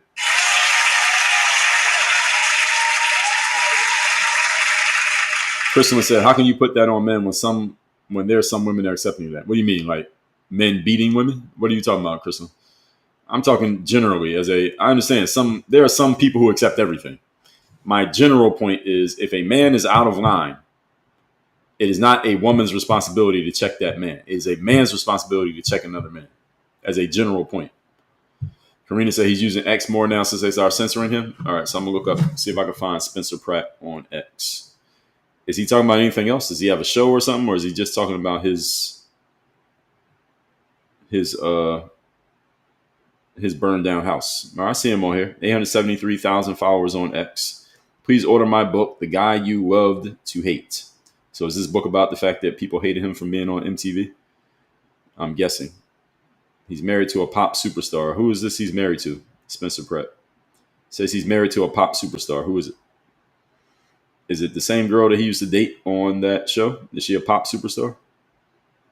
I'm guessing. Is it the same girl? Heidi Montag. I'm seeing it on his link tree, so I'm guessing he's still married to that girl. Well, congratulations to them. We're staying together for all these years. You don't always see that. The couple together on TV, and they're still together to this day. So on all new episode of The Fame Game, is that the name of his show? The Fame Game? I'm looking up Spencer Pratt on X. And what is his platform? What is he talking about? If he's just talking about his show, his house getting burned down, that's not interesting enough to me. I don't care about his house. I mean, sorry that he lost his house, but I don't care. Anyway, Precision said women were afraid they wouldn't be allowed to compete if they spoke. Yeah, I know. Precision, I know. That's why I call out the men for that. That wasn't on the women. It was on the men. Karina said, Mike Johnson said the Democrat Party is scared of the far left. Man, they probably are. Sinzaga says, strong men aren't appreciated for being strong. Do the right things comes with risk these days. This is true. Tina said, looking at his videos, he's putting the entire California state government on blast. Okay. The thing is, I don't live in California, Tina, so I don't know how interested I'm going to be in that. Karina said, we have men in women's bathrooms and sports is homophobic to reverse that. Yeah, it's crazy. And again, I put that on men. Kristen said, plenty of guys that beat up by women. Just depends on the individuals. Kristen, I don't want to say plenty. Now, if you mean plenty by like counting on your fingers, yes. But generally speaking, as a general rule, that's not the way it goes. I think you know what I mean. Citizen said we need to protect our women. They are mothers, wives, and daughters. Yes, and we need to protect them just because man has the mandate to be the leader. Even if they're not your wife or daughter, everybody has a mom, but even if they're not your wife or daughter, you still need to, there's a mandate as a man. Sinzaga said, dry as the desert. Yeah, well, it is in the middle of the desert, isn't it? David said, I don't have time for the classes. Is it better to get the Power Presence book or the program? Well, the challenge is only 5 days, David. The best thing you should do then is get into the mastermind. I'm going to be putting out more information on the mastermind via email tomorrow and on my Instagram story today. So, David, just get on my email list. Go to workonmygame.com. Get on my email list, David. If you don't have time to get into the 5-day challenge, then get straight into the mastermind. The mastermind will either be doing either bi-weekly or weekly calls, and then there'll be a WhatsApp group, but it's not something that you're going to have to go 5 days straight. It'll, at the most, we're going to ask you for once a week time commitment. If you can't make that, you can watch the replays. It might be bi-weekly. I haven't decided exactly what the schedule is going to be yet, but the mastermind will be the best for you, David. Kristen says, so you're just a bar soap and dry off and keep walking type of guy. Body wash. I don't like bar soap. Body wash and body wash, dry off. I'm just envisioning body wash, dry off. Yeah, put some lotion on and get dressed. Yes, that is exactly who I am. Kristen, you're right. Tina said, right now Spencer is solely fighting the California government. That's fine. He should. He got his house burned down. He should. If I was him, I'd be fighting him too. Shit, I need my house. I want my house back too, and I need my money. So y'all said it's a lot bigger than being just this house. I get it. I saw that the whole coastline was messed up. I understand. What I'm saying at the same time, while I understand, I don't live in California. So I don't know how interested I would be in that. Now, if Gavin Newsom ends up being a nominee, then he's going to have to deal with Spencer Pratt. Right now, that's just a California issue. And T. Vasson said they took that out there to build low-income housing. Oh, I think I heard a little bit about that. He said it could happen to you in your neighborhood. That's why it's important. I understand. You're right. At the same time, there's a lot of things that could happen to me that I can't pay attention to all of them. And then in Hawaii, too, I agree. Tina said he hates Newsom. I would hate him, too. Shit, my house burned down. He ain't fixing it. They said, do you get dressed for the day to come and do this and change, or is this your daily? This is my daily. I get dressed like this every day. So I don't get dressed just to do this, then take it off. If I do take it off, it's because I'm done for the day. But this is my work clothing. If I'm working, I'm dressed like this. So on the weekends, I'm not dressed like this. And if let's say I had something to do at 2 o'clock today and I'm done working at 2 o'clock, then I'll take the suit off. But if I'm working, I'm dressed like this. So at 4 o'clock this afternoon, I'll still have the suit on. Kristen said, I'm going to get you a gift card. They carry body wash and lotion. Okay. You're better off getting into the Power Presence protocol and getting me a gift card. Karina said he's fighting Cali, right? Danny C is fighting Illinois' government. I don't know who Danny C is. Okay. Well, y'all know about stuff. There's so much stuff going on these days. I can't know about everything all at the same time, but I appreciate it. So everybody, all this said, I do these live streams Monday through Friday, 8 a.m. Eastern, 8 a.m. Eastern. I usually go till 10. I went a little bit over today because I did a long monologue this morning. And Power Presence Protocol, I told you. Command, presence, unshakable authority, get people to notice you, feel you, and remember you without you saying a single word before you even open your mouth. That's the Power Presence Protocol. Our challenge is starting November 10th. If you don't want to do the challenge, you just want to get straight into the mastermind where you are coached directly by me. We're going to put out information on the mastermind probably later on today. I'm working on that today. So that'll be what I'm working on most of the day today. I'm going to be right here working on the mastermind, putting that stuff together. We got some stuff I got to record for that. And I'm going to be announcing that because this is the main thing that we focus on. So if people want to know what's my main job, my main business is the Power Presence, is teaching people how to have that command energy and for you to portray confidence, discipline, structure, control, and awareness without opening your mouth. That's called the Power Presence. You want to get into that, go to the link in my profile. Mastermind information is coming later on today. We're changing exactly how I laid out the mastermind because we don't want people to have to get on a Zoom call just to get on the mastermind and all that. We're going to set it up so you can get straight into the mastermind right from the website, fill out a simple form, get straight into it. My team will be able to handle it and get you right in. That's coming up later on today. That's what I'll be working on as soon as I'm done with this live stream.